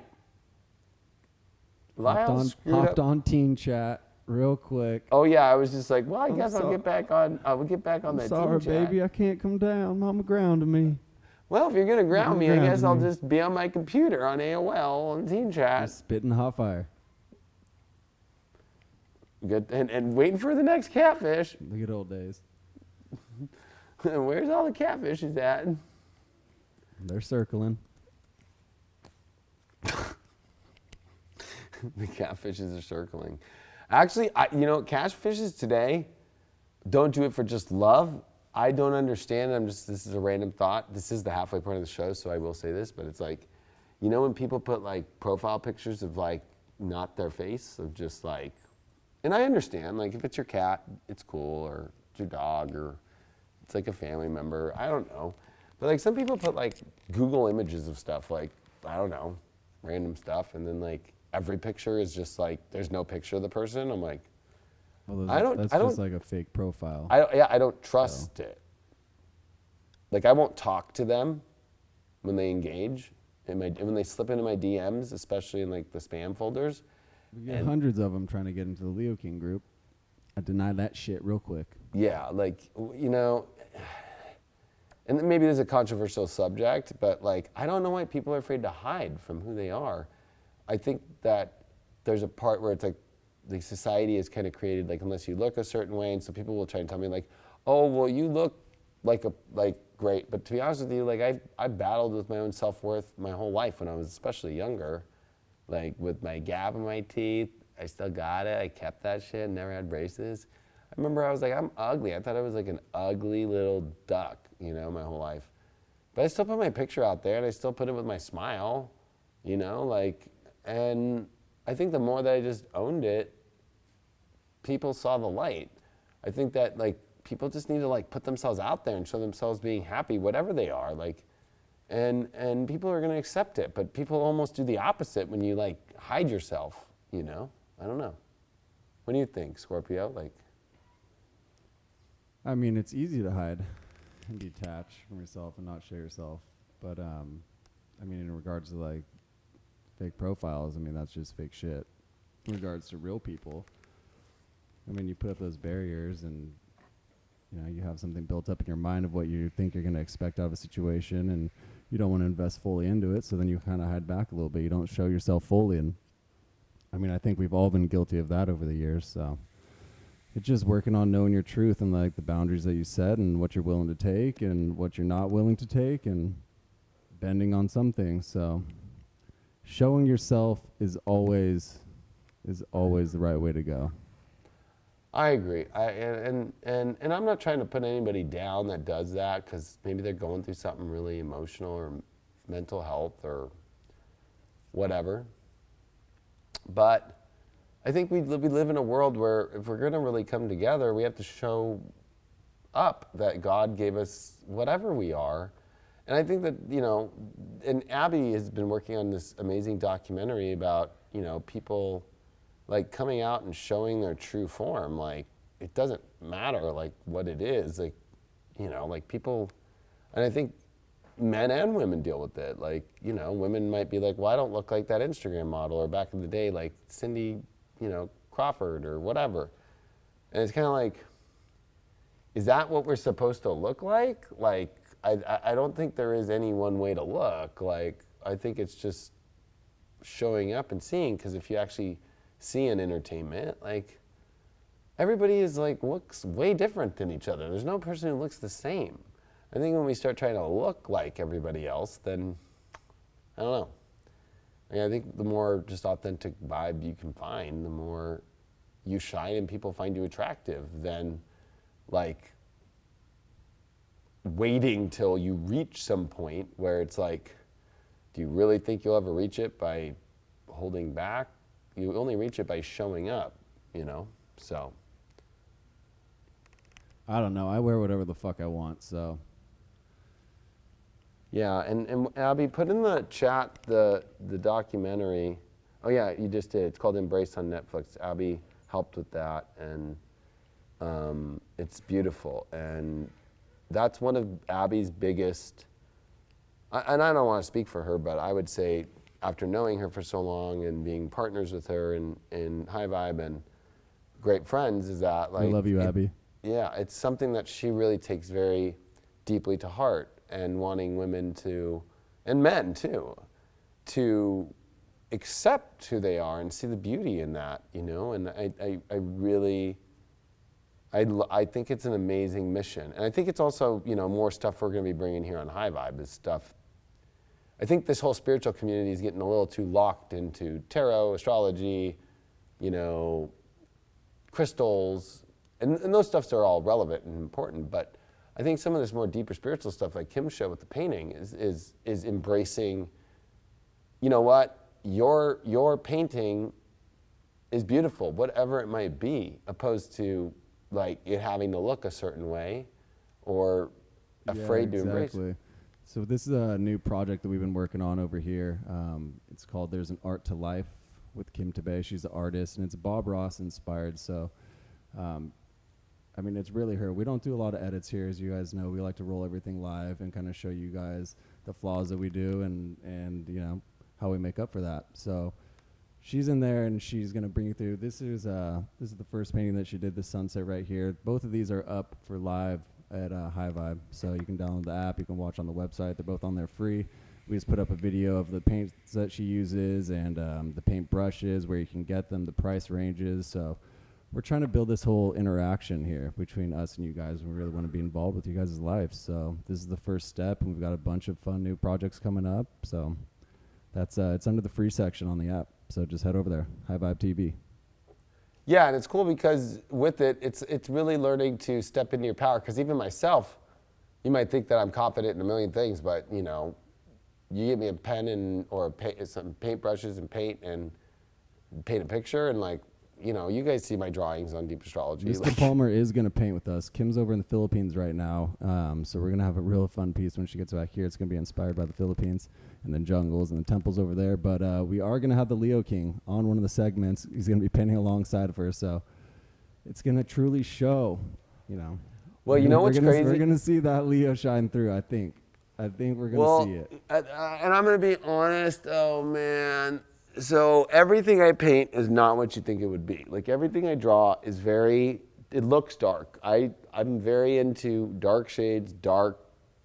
I like dark. I don't know what it is. And I was actually thinking on the road here today, because I put up on my Instagram story, I put up an Avenged Sevenfold song, and it like had these like big wings and like a skull. And some people might think it looks demonic, you know? And I was like, man, it's so badass. And I like everything that I've drawn has got darker shades, I guess you could say, or like crazy alien beings, or like I channel some really crazy stuff. So I don't know if people are gonna really, and that's what's the beautiful part of this show with Kim is like what we want everybody to do is to be at their house. Kim's gonna teach you how to do it, and we're all gonna do it together live, and then we're building a part where on the website people could post their pictures and everybody can see what everybody else painted. Yeah. So we're gonna build it so you can send them into us, and we'd like to showcase them at the end of the segments, kind of the artwork that you did. I know she was tagged a couple times on Instagram. You can also, if you post them up on Instagram, you can tag High Vibe TV and also Kim_Tabay, Tabay. And we'd love to see what you guys are doing. Yeah, because we want to get people to, well, I love that, that project Abby worked on, Embrace, like to embrace who you are, embrace like your soul and express it, but also to help build confidence because my idea with it is like put everybody who wants to show it, and I think that's part of like the leap into the courage of your embracing is like, here, put it out. You might not never know that somebody that's on High Vibe or outside of High Vibe that sees it's like, I love that painting. And maybe like we want to make it to where there's interaction, whether you want to trade paintings or whether you want to maybe if somebody wants to donate you money for it, like we don't want a part of it. Like we want you to totally do it yourself, like and get that feeling of abundance of your own creation. So I think that there's a lot that, is about helping people find that. And we're going to find lots of other ways of doing that. But I think that art is the best place to be, the number one place to start. Not only because I'm a Hermetic alchemy like fanatic, but that's an alchemy what the four elements, the counterparts that hold them together are nature and art. So this show is art, like the way we do it. I mean, it's more of a 2019, the way, but like this is something Craig and I and Abby have spent a lot of time on, like formulating this more visual artistic form of expression. We do more video stuff, but it's great to have somebody like Kim come in here and show it in a different way. And the moon behind me is actually the eclipse that's happening tomorrow. It's was it the blood moon? It's a smiling moon, so that's what it's gonna be showing over in Europe, I believe, if you can see it. But so yeah, that's the inspiration of the eclipse that's going down tomorrow. We're gonna try to tie in a lot of astrological events with what we do, and just keep it fun and exciting for you all. Well, speaking of fun and exciting, I know Libras can be really fun and exciting. So let's see what the Libras have coming to them. So we've cleared the energy, cleared space. Libras got the 9th house of faith. So this is about opening up and having faith everything's going to be fine.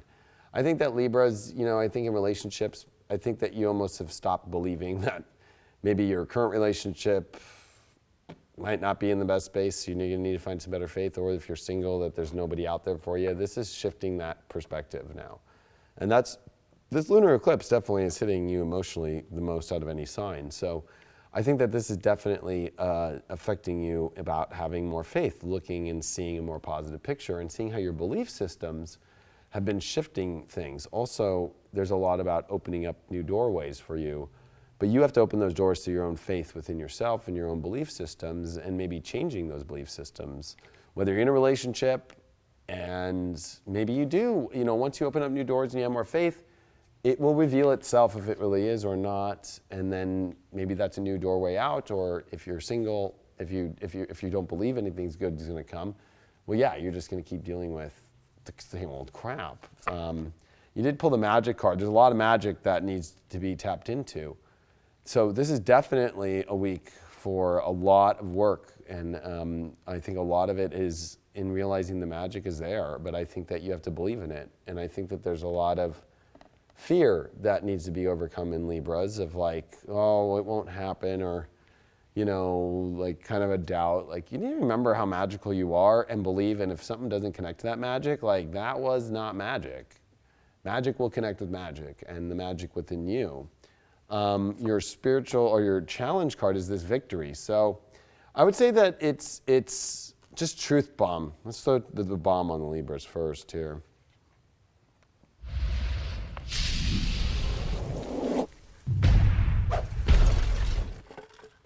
I think this bomb is saying, that you don't think victory is possible in the best possible relationship in one you're in or being single right now, that's a challenge that you're hiding or you're deeply dealing with.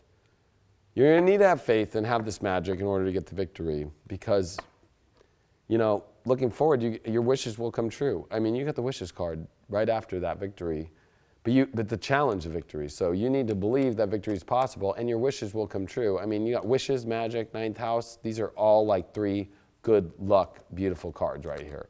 So much good luck happening for the Libras. And the Ace of Wands reverse is your spiritual advice is like, number one, I think that you cannot get to a space of where it feels like this whole new exciting energy is coming when you haven't cleared up your stuff. And I think that advice is you haven't cleared up your belief systems, the magic you are, and that these wishes can come true. And part of it is like this, maybe you're looking at like the failures, especially if victories in the challenge position. Well, guess what? Yeah, you're not gonna be able to spiritually move on to this new place. It almost looks like I'm throwing you all the finger, like literally with the wand, but like, you know, like say F you to these old belief systems that have been holding back the ability to have what you really want in love. So there's a lot that's here to change for you here right now, and a lot that's really positive for you to change in your beliefs, in the magic that you can have. So this is gonna be a really good week for Libras. Wow. It's way better. I mean, if you remember, you had the potential of becoming pregnant last week on the tarot, so it's a big step up. Stepping into your power and actually, I guess, attaining that inner beauty that you have and rolling with it instead of shining away from it. Yeah, it's about realizing that observe the magic that you have, observe the magic that's around you instead of focusing on trying to like outwardly look for it externally in some new place that already is within you, already has, that you already have. Like the tool's already been there, it's already there for you. And I think this challenge position is like you're trying to attain victory of something that you already don't even have faith within yourself. And especially that faith might be in your own, like, you know, magic in yourself. Like maybe you don't think you look good enough or whatever, but then you're out trying to attain some victory somewhere that will make you have that. Like you're looking for, especially that victory had like the holy grail, like the cup. Like, oh, once I get the cup, then I'll feel great. But you're never gonna get that if you're not in a place of like the true emotional faith in the magic anyway. So it's like Libras are trying to attain something to give them power instead of realizing that what they already have within them is all the power and the magic within them right now, you know? So kind of an interesting way to look at it. They don't need to keep like looking outside of themselves so much and what they already have. Like that magic's already there. They did get Mars in the 5th, which is great, in Taurus. So what you already have to love that you can identify with, instead of looking towards new, more passionate areas that you think that you can achieve to get what you want, but you're gonna be empty there. There's nothing there. Mars in the 5th in Taurus is like you already have been building something of love that you can identify with in yourself, self-love, and then also look at the things that you have that love you back and see what's really there. So I think with Libras, there's a lot about like, there's already relationship situations that, you know, maybe you've already been building on, that maybe you passed for a moment, or maybe that you passed in the past, or maybe that you already, you know, like didn't value fully, that maybe that value is actually really there to go look at. That's definitely very much that Taurus, you know, 5th house, like building and having and appreciating. The appreciation comes from time. It doesn't come from like just instantly, you know, like, you know, it comes with, you have to build appreciation, right? Like, so, I mean, what do we thought of them? A truth bomb? And that's, I think, all they need, right? I don't think they need anything else. There's a little truth.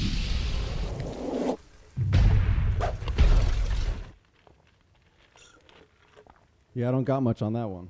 That was good, though. It was pretty straightforward, I'd say. A+.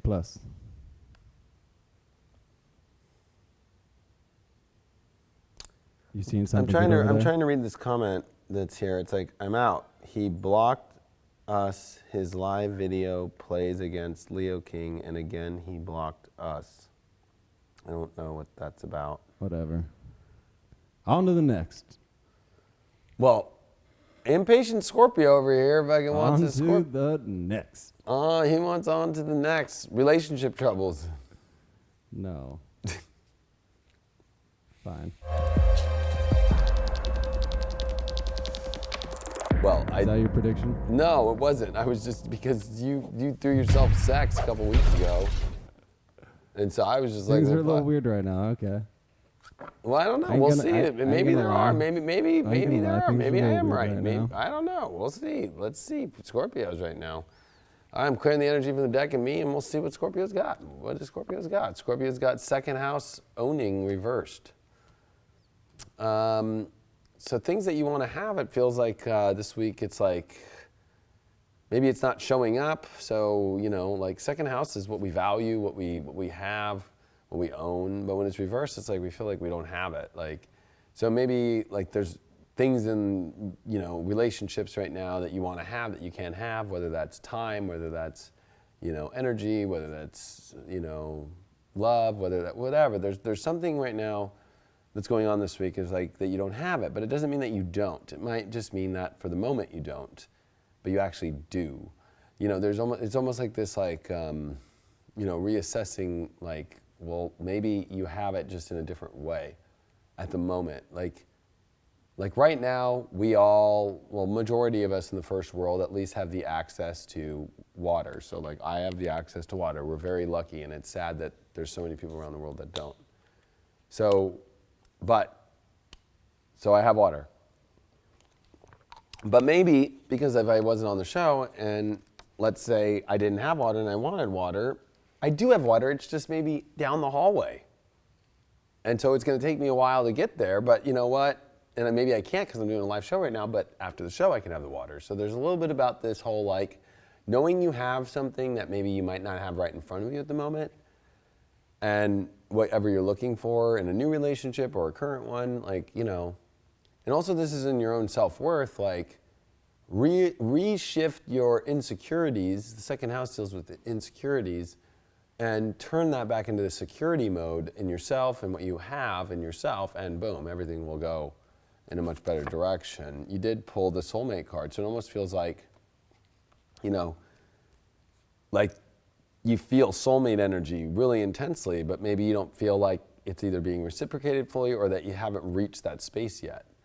Or maybe you feel like an old soulmate that you've been with kind of you don't have anymore, and maybe you're still dealing through that kind of a situation that's causing the situation now to feel like you're not able to reach the soulmate situation, so you almost have to cut off what you don't have anymore from an old soulmate situation in order to have the soulmate situation that you're looking for now.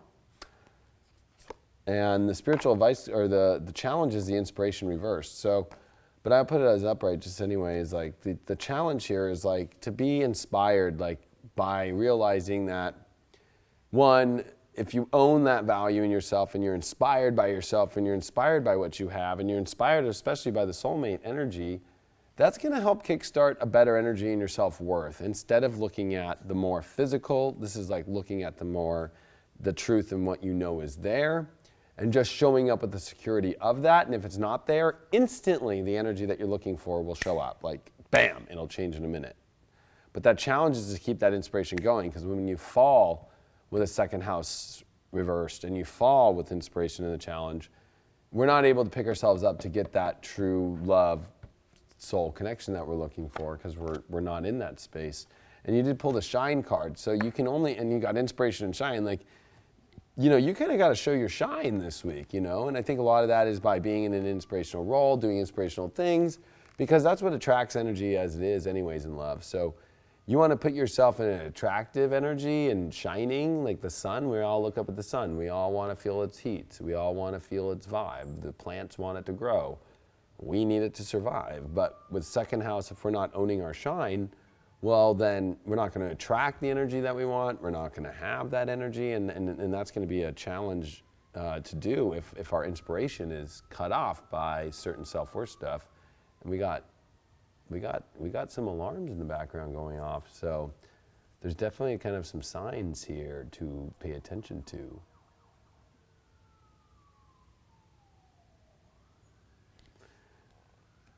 Spiritual advice of the Page of Swords reversed. So communication aspects here, even if they are upside down and they're not making sense, or there's promises that have been made but they haven't been kept or stuff like that, the spiritual advice is to be like, just keep like moving forward. Like don't base everything in own, like, you know, how communication has gone. Maybe there's more to assess with this situation.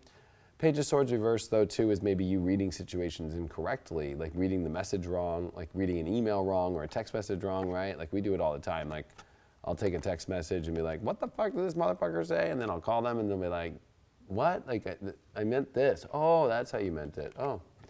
So there's definitely a lot of like, you know, just how you're perceiving things and what you're owning and what you don't need to own, and how the perspective of that is and how it can affect the inspirational role. But there's some positives here, some really deep soulmate connection aspects that you just kind of want to reassess the energy within yourself and how you're perceiving it, and continue the shine going to keep these really two positive cards going on right now, this soulmate shine thing, that are just dealing with some second house self-worth, what you're owning, what you're not in that, and also incorrect looking at certain things mentally. You did pull the 7th house of relationships, Sagittarius, really good, exploring positivity, and you got Saturn here. Saturn is in the 7th house, so, you know, it's like your beliefs and what you want in a relationship, you kind of have to build a structure off that. So maybe it's important to express your beliefs of what you believe is fair. It also means like that you're at a position to where you're gonna have to start to kind of know where the lines are drawn in your relationships of what you want to have and what you don't want to have, so you can either explore that and have a journey, but if you don't, then you won't have the journey there. You know, it's kind of stagnant if you don't start to make choices about what you want out of the relationships this week in your life. Like big choices to be made, but all the choices have good luck at the end of them, and roads that will lead you to a new one, or roads that will lead you to one that you want to go towards opening up. But there has to be a lot of integrity that's showing up on your behalf, Scorpio, of like, this is what I want, this is where I feel, and like showing that, because Saturn in Sag is like, this is what I believe, this is where I want to go on the journey, and this is where I want to go with you. And like by saying that, it will either be or not be, and if it's not, that's where it's like, well, then it's not a value. And instantly, the universe will bring in what you're wanting because you just said it. So let those wants and desires speak, pretty much, and don't, I mean, as many of us Scorpios do, we can kind of hide away and keep everything tucked inside of us into where it all starts kind of boiling up. So it's almost like speak about the issues before it gets to that point where everything just hits the fucking fan and falls apart. Yeah. No? That's what I took from it. Or at least right. what I need to do. You're right, 100%. I think that a lot of it is more on the basis of redirecting the understanding of things, seeing if the way that Scorpios looked at things might not be as, you know, might be insecurities about situations, about old head games that we play with ourselves. Yeah, about old soulmate relationships and how they went, because that came after. Yeah. But then at the same time, it's still a moment for you to own what you want. I mean, like, this is what I'm wanting for, and kind of making a choice on that, and setting the belief and showing the opinion, and then kind of throwing it to that adventure. Like, will it happen or not? And if it doesn't, instantly something will show up right away. Like, completely, just like bang. That makes sense? Yeah, it does. It does. No, I'm ready for that. I feel like we've all learned a lot over this last year and everything, so it's like really applying all of those lessons and that knowledge that we've gained to what we want to build going forward, and like the people that we want in our lives, the businesses we want to be involved with, the animals we want, whatever it is. It's like, you know what you want now, kind of. So it's actually saying like, yeah, I want this. This is going to work for me. No, that's not going to work for me, and living with it and running with it. But there's also that gray scale. You know, I've been told that it's a little too black and white sometimes. So it's also working in that median as well. You got to give a little bit. You got to give to, well, I think it's about you got to give to get. You got to give. Giver and giver work much better than a taker and a giver, or a taker and a taker. Like when two people give, it's proven psychology-wise that those are the most successful people in the world, relationships in the world. You know, that there is no give or take. It's a lot more about just give and give, you know? Like if you're giving, let's see what you're giving. And it's not about what I'm taking. It's just that there's a give and a give, I feel. I don't know. All right, let's move on to Sages. Sages have been definitely one of the more intense readings for the last 2 months that we've been doing the show. So we're definitely gonna prepare ourselves for this one. I'm resetting every card in the deck here for a second because Sages, this lunar eclipse, can be a big one for the Sages in their 8th house and 2nd house. Let's see what they got going on here. Let's go to the energy for Scorpio and my own self. For the Sages, Sages got the South Node, life debts, relationship trouble. Let's throw it.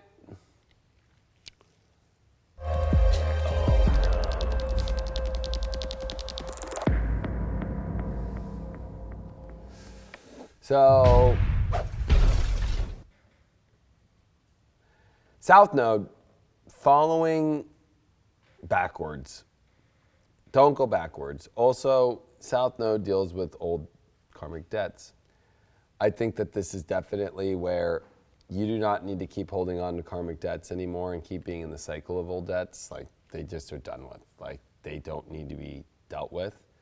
I feel that this has been the biggest Sag lesson forever. I've been on this one for so long, especially if you've been on the app and if you've been following my sun sign horoscopes weekly that I've done every week since July 26th of 2014. Literally. Happy early birthday. It was actually August. It was 3 degrees. Oh wait, it was July 26th, so 3 degrees. So yeah, next week it'll be 5 years that this one has been going on with Sages and relationships. There's this like, too hard to detach from this like feeling. This card too is gnarly. Like, I don't even know. Like, it looks like a freaking, like a, you know, it's got the dragon's tail, but it's got like some really weird, like, kind of like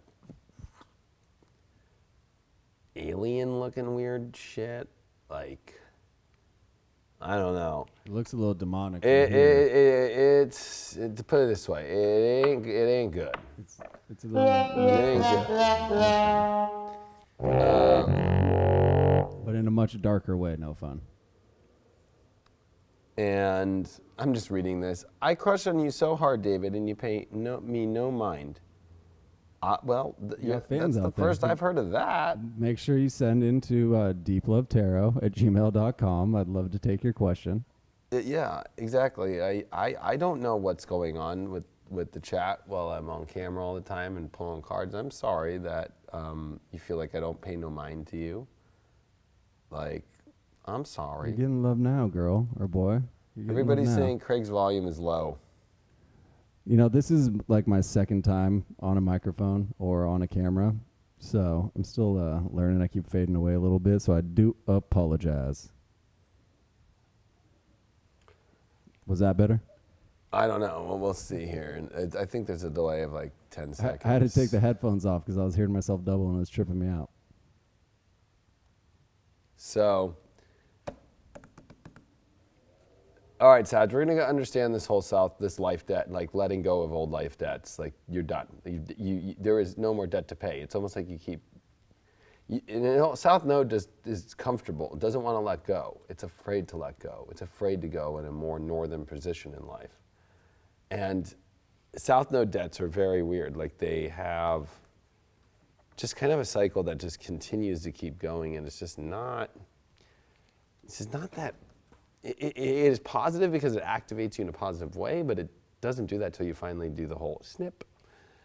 Power. So you get power from the South Node aspect of like continuing to be in these relationship situations and patterns, but at the same time, it's not the power to move out of always being in some sort of feeling like you are indebted to somebody. I am going to use a word that might trigger people and almost feel like you are a slave. Like you might be being used as a slave. You might be also in a place to where you feel like you're getting power, but really there's still some sort of chains to it. Like that maybe you just had to be there for these partnerships, or maybe these new relationships that you're trying to find or you're looking at. Like there's a lot of weird stuff going on here, that the power is really not the power that you think it is. There also is better power once you let go of these old debts and move into the power where you don't have like some sort of feeling like you're indebted to them spiritually, or you're there for them, or they're there for you in some way. Like this is learning to find this independent power away from these chains of these kind of karmic situations that are really weird. If they're weird too, and they've gone through so much weirdness, like, and you got the knowledge card as your challenge. So we're definitely dropping a truth bomb right now on the Sages too. They pulled this one a lot.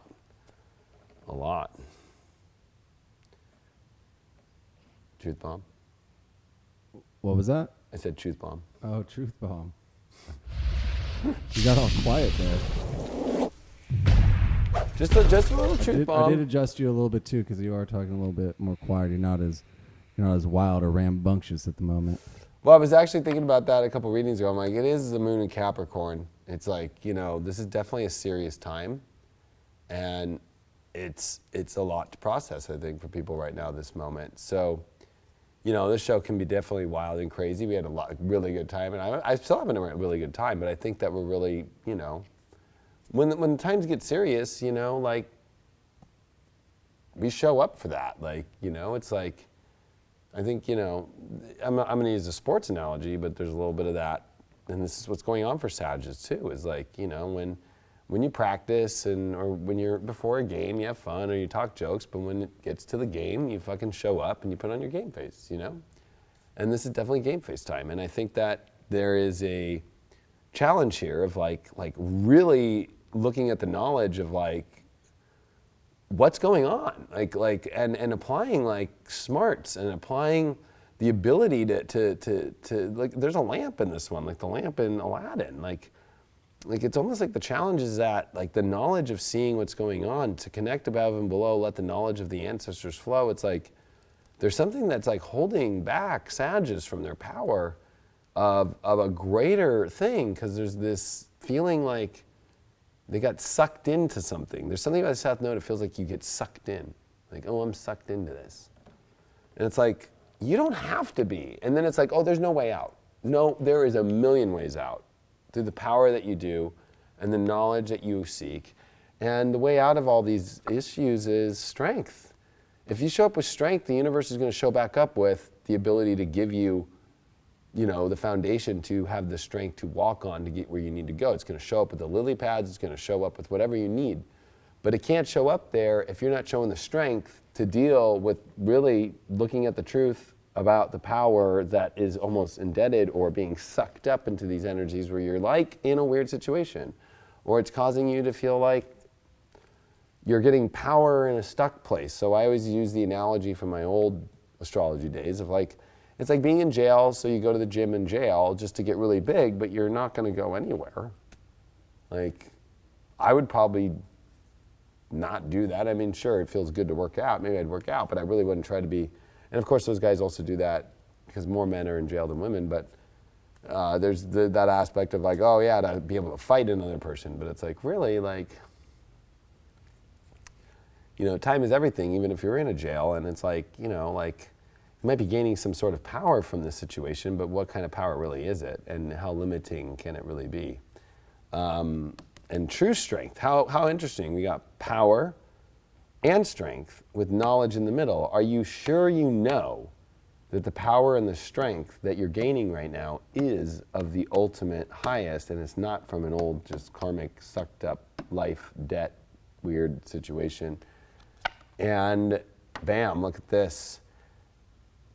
9 of Wands reversed. The spiritual advice is to drop your guards down. There's too much guarding of the energies that you want to hold on to. Like you're just like, this is too precious, I can't let it go. This is an old, South Node feels like home. South Node feels like that this is everything, when really it's not. Really it's old, really it's trying to end. Really, and with 9 of Wands, it's like, I'm here holding on, we gotta guard this thing. But with the reverse, it's saying like, what are you really guarding? Like, are you guarding like this old Sprite can that's empty with ash in it? Like, oh, I had a really sentimental moment when I spoke about, I did have a sentimental moment today in my life. I don't want to talk about it, but it will definitely be remembered for the rest of my life. But at the same time, at the moment when I did have a cigarette and ash into this thing with Greg, like, I'm not going to save this thing and hold it, because it will hold that energy forever. Kind of a weird way to look at things. All right, Sag.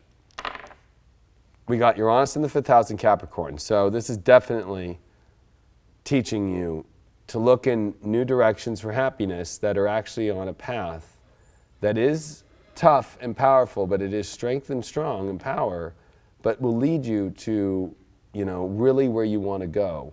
Instead of safe, sure, it's brought you some interesting excitement, but is it really, you know, opening up the true, extreme, radical love that you're really wanting to connect with in life? It also is disconnecting from love and cycles that are karmic, that are not advancing you truly forward. It might look like it is, but advancing forward is to infinity and beyond. Little Buzz Lightyear there. We're definitely not dealing with Woody. We're dealing with Buzz. Woody's a good guy, though. He was trustworthy. He was there for people. Woody kept the whole thing together.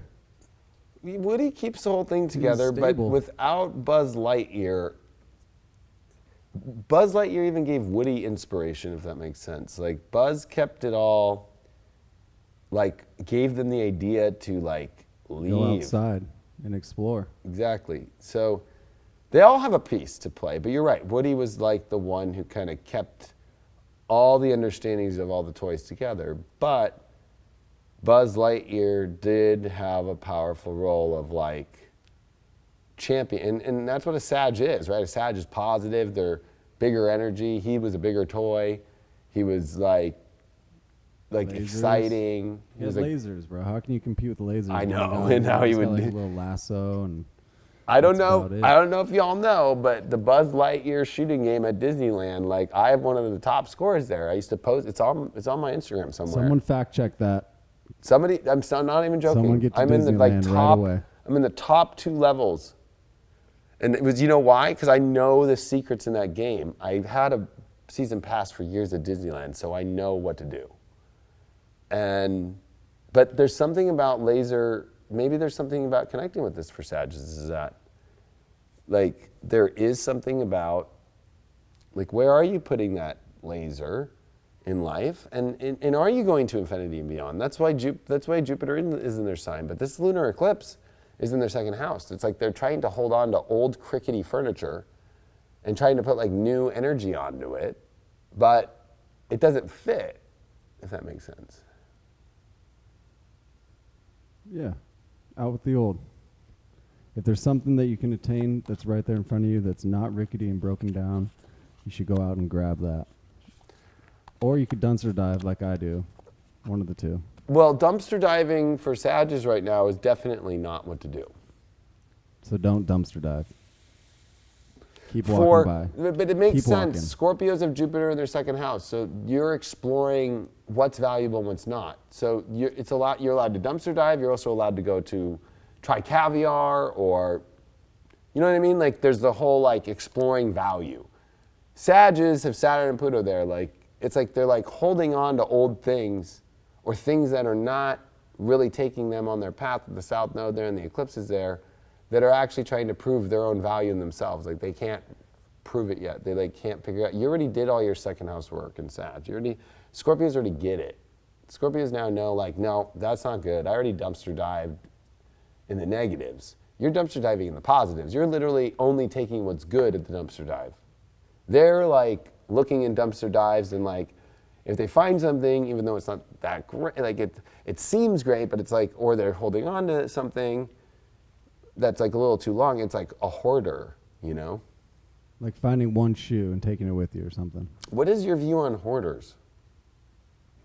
I mean, it depends. If you're hoarding good things, then I'm about that. But if you're keeping like diapers and 50 cats and trash and all that, then it's probably not too healthy. But I mean, I've got a bunch of shit packed into my spot, but it's all cool.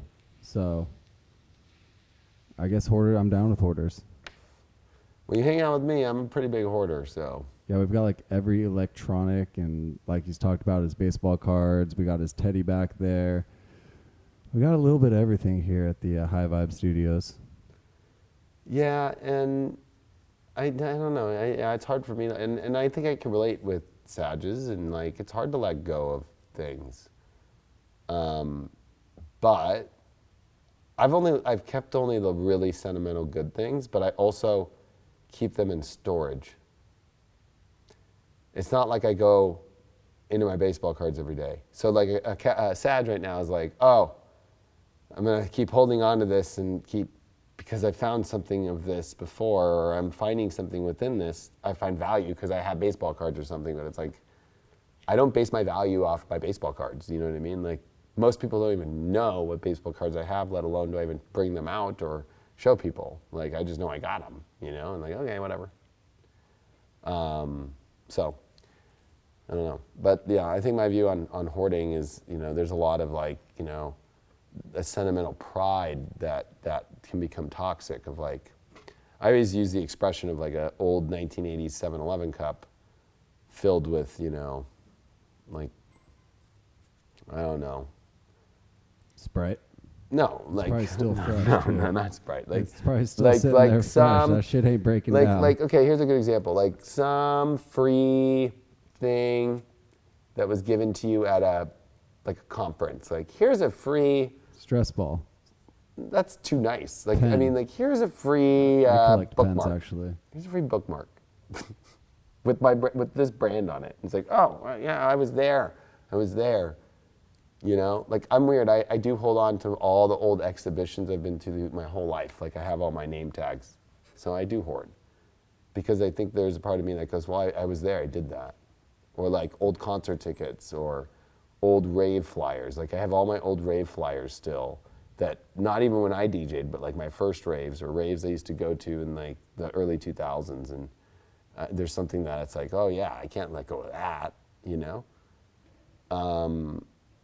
But when it's like not attached to you at all, like maybe like a bookmark from a company, like, so I don't have the old like company cards of like the exhibitions I went through. I got my own name tag, or I got the one thing that like meant value of me there. But like, I think that this Capricorn energy for Sagittarius is dealing with a lot of this old kind of self-worth, deep, can't let go, when really it's like old, tired, and done. Like I have no problem if a car is done, like letting it go, or I have no problem of letting go of like a computer when it's done.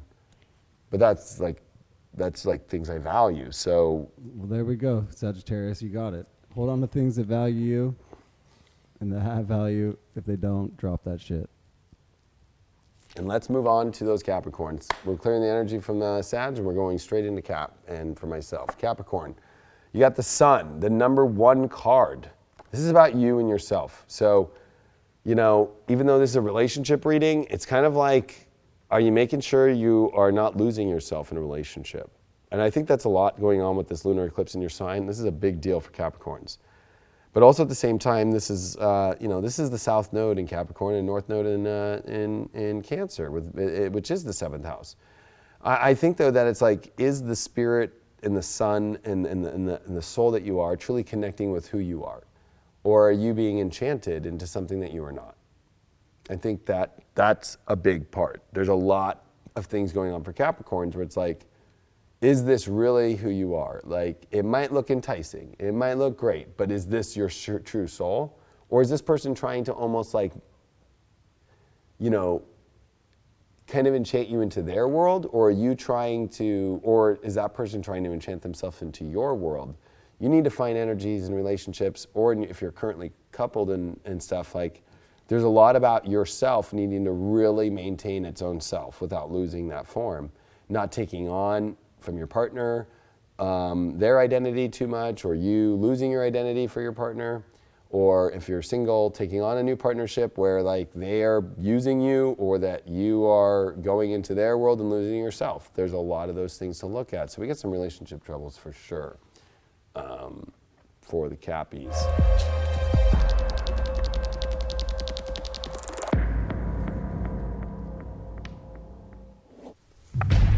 And past, wow, it's pretty incredible here. We got past lives. So we definitely have this feeling of a past life connection, but a lot of this is old stuff. A lot of this is karmic stuff that you've got to kind of go through this week. And it's gonna feel, I think at the beginning, it's gonna feel great. You got wisdom reversed and challenged. So it's like Capricorns are not thinking, well, they're long term, and the owl is they're old and long enough and high enough to, the owl's the one with the wisdom. And like, are you making wise choices, or are you just like replaying old past life things? And I think there's an aspect of being like used or being like taken advantage of and losing your identity that is majorly coming up, especially with this wisdom, not thinking straight about things. And in your coupled relationships, it's like, what patterns are coming up that are causing you to lose the wisdom of who you are and remember who you are? It's a little bit like Tiger Woods, he had a lot of great things and then like kind of lost himself and wasn't thinking, lost himself hardcore. And integrity, this is like a test of integrity within yourself. And are you doing the right thing? And is the partnerships that you're entering or that you're in of integrity? And I think like if you're getting into a partnership that like came from a weird situation or came from, not the best, like a best friend or something, like maybe you hooked up with your best friend's girl, or you hooked up with like your best friend's boyfriend, or maybe you hooked up with somebody that was married, or you just, you're in, like this is a test of your true integrity here. And like, if you're going to allow your soul to really do that, I also think like, I have to pull this. Yeah, King of Cups reversed as the spiritual advice that, you need to pay attention to being in control of your emotions, because if you're not in control of your emotions, you're going to lose your integrity. You're not going to do a wise choice. You're going to get in an old past life trap, and you're going to like almost lose the identity of yourself and where you were trying to go anyway. And I think Capricorns are dealing with this majorly on this eclipse in their own sign with Pluto and Saturn there. Like, there's a wisdom about what you connect with, because if you connect with something just because it looks shiny and it looks good, but it's really an old situation, or it's a past life thing, and there's no wisdom thought about it, and there's no integrity, or if you do you have to do the thing of integrity, which is you. It's almost like, and it's kind of weird, like there is this point of like, it's still not the end of Cancer. So next week we finish Cancer, and Sun and Mercury meet this weekend. So this eclipse might be you having to see, like, are you going to lose yourself? Own that, own yourself, and see what's on the backside after this eclipse, instead of like completely losing yourself into this eclipse, into something that is totally not of the solidarity of yourself. So you can find the right person. And you got Venus in the 5th, which is definitely romantic love, and Sag. But there's this wisdom. There's like, yeah, sure, there's the adventure of love, but is it under the same belief systems? Is it under the same, you know, adventure? I think that there's a want of adventure, but I think that also it's like look around for more options of love. That's what always comes up with Sag. It's like, oh, it's good luck. No, it's good luck when you look around, you know? It's good luck when you play 3 lotto tickets opposed to 1. It's good luck when you play max bet instead of single bet on a slot machine. You know, good luck just doesn't come because Jupiter's there. Jupiter makes you got to learn, you got to be wiser, you got to look around. And I think that also that this is a time for you to like have to explore more options instead of believe this is it without looking everywhere else and just rolling into an adventure that's great, but could also lead you down a road that maybe, especially since Jupiter's your 12th house ruler, into a trap. So, you know, from yourself, from your own identity.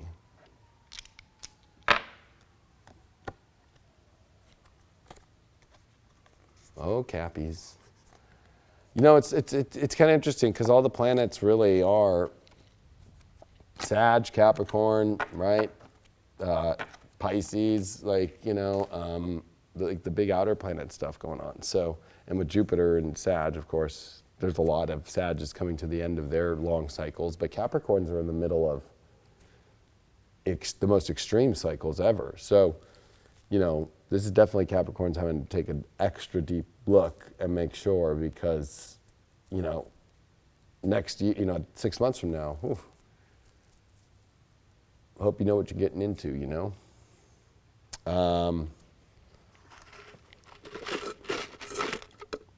If you had to say 3 things for the Caps to look out for this eclipse tomorrow, what would it be? Just 3 things. Before you partner, truly look at is if you are completely in yourself or are you losing yourself. That's 1. 2, love is exciting, but it's only exciting if you look around at new situations that take time to build through making sure that it's coming from a space that has solidarity, not passion. Because as a Capricorn, you can get caught up. The reason why the 5th house is Taurus is that Capricorns are on a journey this life and a mission. And if you get lost in passion, the 11th house, which is meant for people and friendship to get to where you need to go. But if you get lost in love with just passion without looking at the quality, without looking at that takes some time, that also, you know, making sure that you know exactly the value of what you're looking for, and that takes time to see in people, you can get lost off mission. And the third and last thing would be that emotions do guide you in relationships, but are the emotions that you're going off of ones that are truly feel like the home that you want, or are you feeling like you're doing it for some sort of, because it's this 1st house stuff, some sort of egoic pride of using emotion and connection to get farther along in what you want, almost like using people, or using people in a way like, hey, like this will give me status or something like that. Like when it's not really emotion, it's insecurity emotion of like, well, I just want to feel a relationship and I'll get this out of it, great. Like that's not of integrity, you know? So Capricorns have to deal with, they want to take care, but are you in a place to take care of what you are without losing yourself? There we go. Aquarius, we're going to clear the energy from that. We got 2 readings left. We got the Saturn return age. We got Saturn return. So I think that right now that Aquarians in love are kind of in it's a boring relationship energy, definitely. We got Saturn return. Boring? Yes.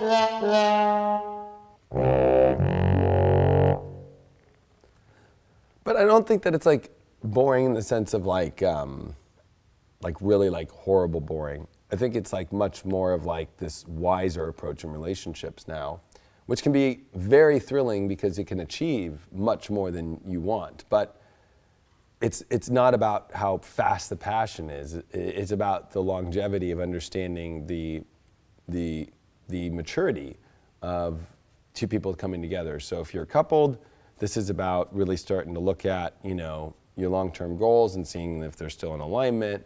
If you're single, approaching it with not the passion first and the excitement, but approaching it from like let's take a look at if we are coming from the same zone, the same timelines, the same life, and not losing yourself from your own mission as well. So there's a little bit of similarities there. We did get the safe travel card. So this is like, you know, once you have the maturity of it's going to be okay. Things will travel in the right direction. But if you're not doing this whole state of, you know, like really taking the integrity, planning things out, understanding where you want to go in a relationship, understanding where you might be at in a current relationship, then it's going to be hard to travel to a safe place because we don't know the destination. And it's kind of like running a GPS without putting in the address. Like boundaries need to be set, goals need to be set, like just standards need to be set in relationships right now very intensely in order for a safe travel to a safe place where if something goes wrong or if something goes right, it's going to safely go into that beautiful energy. The challenge that you got, Aquarius, is harvest in reverse. So, you know, like it's almost like you feel like you're unable to harvest anything great, but that's not the truth. You can harvest amazing things once you know, there's the maturity element of the Saturn return, right? Like when the grapes are mature enough, that's when you harvest, and you know, that's when you start smashing the grapes to make wine. That I think that this is part of it in yourself is like, it might have taken a long time to harvest things, and did you harvest the right thing? Maybe if you're in a relationship, maybe you're realizing the longer you've gone down in it, you've harvested a lot, but maybe there's not a lot there left. Maybe there's no more things growing, and so maybe that might come up. But if you're new to a relationship, maybe there's this feeling that, you know, something didn't harvest the way you wanted it to in a past relationship, or maybe it's somebody that, you know, you don't know if something will harvest, but if you don't have kind of the understanding, maturity, and that safe travel there, of course it won't, but you'll definitely emotionally be able to harvest something beautiful just as long as it's in alignment with yourself. And you got your intuition. Your intuition is your guide. And I think that that's why this is very important, to not let your intuition pick up on what's not harvesting, but pick up on the maturity and the passage to a place that can harvest something great, instead of only focusing on kind of your intuition on what's challenging or negative. Like, it's about moving your intuition into smarter, more intense places that are going to really get you where you want to go. And you got the Queen of Swords reversed. So, you know, it's like, spiritually, it's saying like, maybe you don't know exactly where things are going right now in a partnership, or the clarity of it, and that's okay. That I think it's going to take more of this intuition and more of this kind of time to kind of understand where things go. And I think that the long term, if you look at this, that's why it might feel like boring, because it's not getting you the full answer this week. And I think that's why it's a full moon lunar eclipse in the 12th. Like, there is no answer yet. There is a lot of flexibility. There is a lot of spiritual stuff. There is a lot of karma trying to understand itself. So I think Aquarians are kind of in a weird state where it's like, it's not very that clear, or just kind of running through the motions still, or unsure of how it's going to harvest. But you just got to follow your intuition and you'll be fine. And with some time, it'll go in the right direction. Whatever karmically it's supposed to go too. You got Cancer moon in the 11th. So yeah, there's a lot of emotions intensely in this. It's a lunar eclipse, but in Capricorn, but this is a moon in Cancer. Like, there's definitely this focusing on these emotions that, you know, about the world you want to have, and still staying social and still staying out there with people.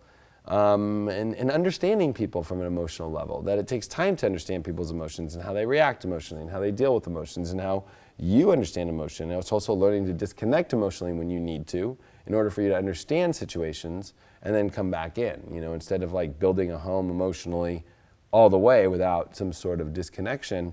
it's almost like you don't know how to build a solid foundation because you didn't pull out and take a look at the angle and go, uh-oh, there's a hill over there, and maybe a snowstorm might come and then an avalanche, and if I'm building this thing this way without some sort of wall here or some gutter or whatever, like there's a need for you to kind of emotionally go in and out to figure out what's going on. Last reading, but I'm gonna check the chat here for a second. I just need... Yeah, it's been a good long one. Thank you for everyone who's stuck around with us. Yeah, it was a long one, huh? We're still going. We still got a chance to turn it all around. All right, I just want to read these really quick. Somebody found an old shirt from Vacation Bible School? Or is that Vatican Bible School? Bro, send it, or female, send it my way. Extra large. Where I was Buzz Lightyear.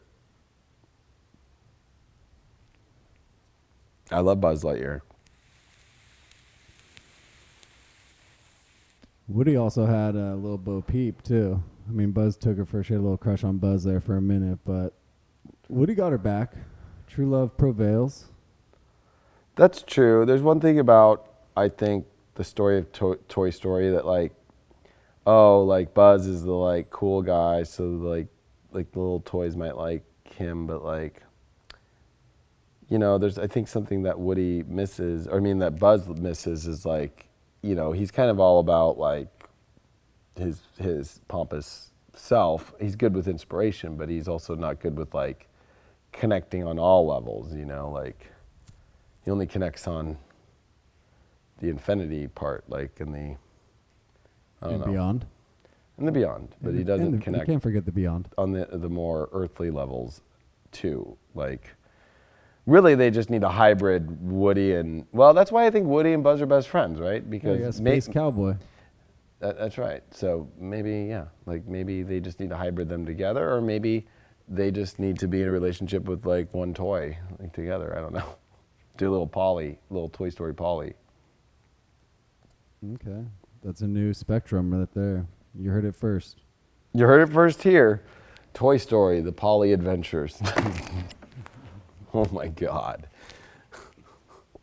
You know what's sad is probably, I couldn't believe that when I read the top websites, number 1 is Google, number 2 is YouTube, number 3 is Facebook. It used to be Google, Facebook, YouTube. Now it's Google, YouTube, Facebook. So Facebook's been falling, but it's kind of interesting to see that number 6 is Pornhub.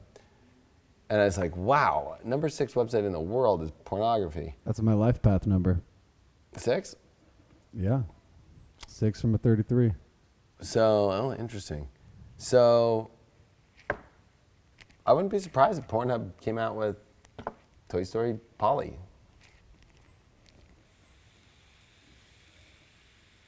Be a little weird. I wouldn't watch it. All right. It is time for the last sign of the zodiac, the Pisces. They have been patiently waiting a long time, and they patiently wait. And it's time for me to give you a reading. We're clearing the Aquarian, my energy, and what do we got, Pisces? Pisces, we got the North Node. Opposite of what Sagittarius are going through. But this is about building your life, about your life purpose. And right now, this is a very big moment in your life to really go towards your life purpose. You got Jupiter in your 10th, you got a lot of things. So relationships that are on your life purpose are only the ones to be in right now. It's definitely a time for you to really go very much towards a new path that really is about what you've always felt your purpose was. But if you're gonna sit in comfort world, it's not gonna be good. There's a little bit about this exploring a new territory with the North Node.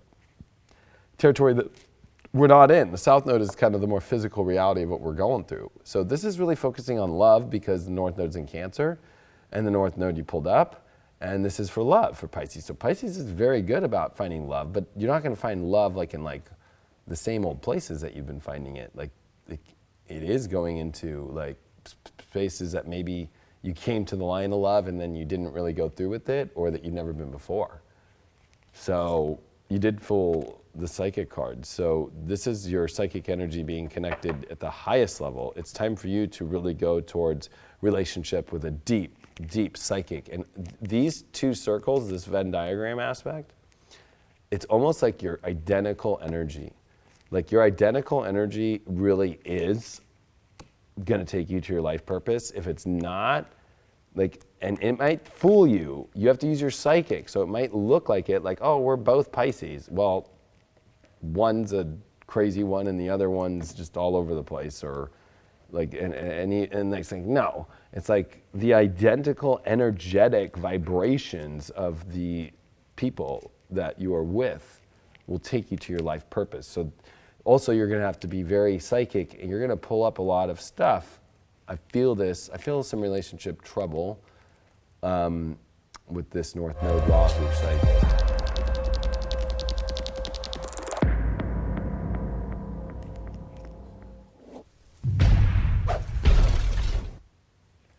And I say that just because you are going to psychically pick up on things that maybe you don't want to, but they're actually here to pick you up on where to take you with your life purpose.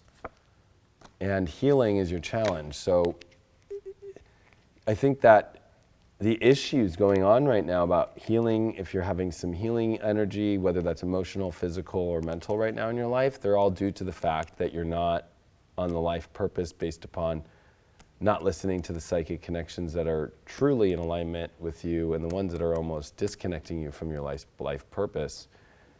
You got luxury. So once you have learned to connect with what you really want, and that you've listened to the messages and you're on your life purpose, the ultimate, most beautiful love that is beautiful is going to connect, and you will have all of that. There also is this aspect of like kind of being caught in a direction of luxury, but like, is it the right luxury, right? Like, we all know that people can flash, but like, do they really have the emotional, spiritual depth behind that flash? That's always the worst situation, right? Like, it's like, we can get really caught up in the glitter, but I think that for you, it's like getting caught up in the true emotional glitter and then realizing that actually there is real luxury there as well. Maybe you've been looking more at the glitter than not the spiritual glitter that's way brighter and actually even really will manifest and is probably manifested in more glitter than you realize, but it's almost like you getting over these old ideas of the luxury of relationships and how you see them, and see a higher level because you will be healed. And I think right now when you're in a space where you're not fully healed, fully like mentally, emotionally, you know, physically, even possibly, that you see luxury kind of on the lower vibrational levels, whether that's, I know a lot of Pisces have been going through, Chiron in the second, Uranus for the last 8 years. There's a lot about self-worth stuff and physicalities and a lot of that stuff. And it's like, so it's like instantly what can kind of like bring you, like what can I buy or what can I have? There's a lot of these weird aspects that kind of come. The spiritual advice card is the King of Swords reversed. So I think that you have to remember that you need to think a lot smarter, but I think that you are in a space to where it's like, you don't need to have this bold understanding so much of empowerment of exactly how you're going to know to get there. With the psychic card and with this North Node's life purpose, it's just about getting on the purpose. You already know it. It's like you don't need to feel like you have to figure it out so intense to where like it's something to even figure out. That's the problem, is that you think you need to figure out something about your life purpose. You psychically know what it is. You know how to get there. The healing is in doing it. And that will bring you the ultimate luxury of life and happiness in the partnerships that you sync. You don't need to keep rethinking this thing constantly over and over and over again. Like, what is that life purpose? What is this? What is that? No. And for the astro dice here, for the last sign of the zodiac, you guys got Saturn that is the 6th house. It's definitely healing stuff, and you got it in Pisces. So this is you having to make a determination in the healthier lifestyle that is going to bring you the best relationships in your life.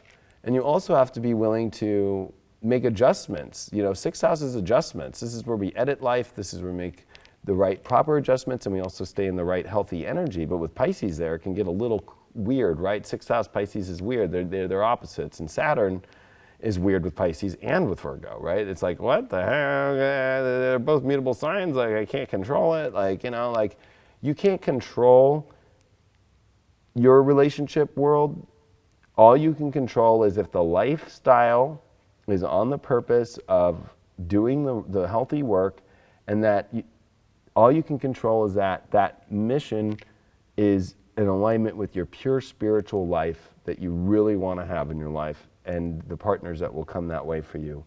And getting rid of these alignments with relationships and love situations that are opposite realities of a system of an imaginative place that you're creating that we have a similar life when we don't. That's what's tapping in.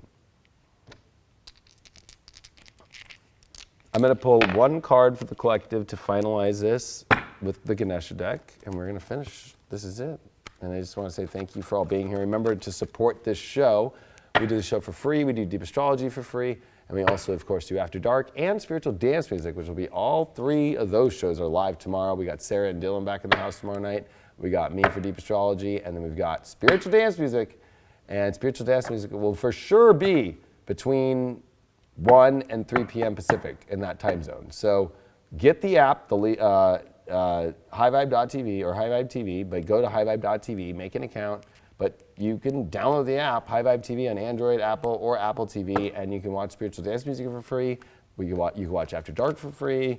You can watch Deep Astrology for free. You can watch Kim's new show for free. You can watch all my tour videos for free. We've got a lot of free content on there. And if you ever want to support us, subscription's always great, or you can just buy an individual video, like my daily horoscope's $1. Like that's how you can help support, or any of the other people doing dailies. And of course, my mid-2019 Eclipse video, which you definitely want to watch. So we're 2.5 hours long, and this is going into my Master Horoscope presentation about the next 6 months. And I also show you and reveal to you how gnarly the eclipses are that are coming 6 months from now, and how important that the eclipse that is happening this week is connected to where your life will be then. And I give you all the secrets to make the best choices that are in alignment with your highest good and your highest self. So when we come to the greatest wall we've ever seen in our life, that you don't have to climb over it, you can literally walk right through it. What does Ganesh have to say for us to finish? Openness. Be open to anything. Be open to all things with love, romance, happiness, and be open to be receiving the greatness. If you notice, Ganesh in this is like, Ganesh is showing like a plate. It's actually, yeah, it's like a plate with, looks like dates on it. And he is cradling the moon.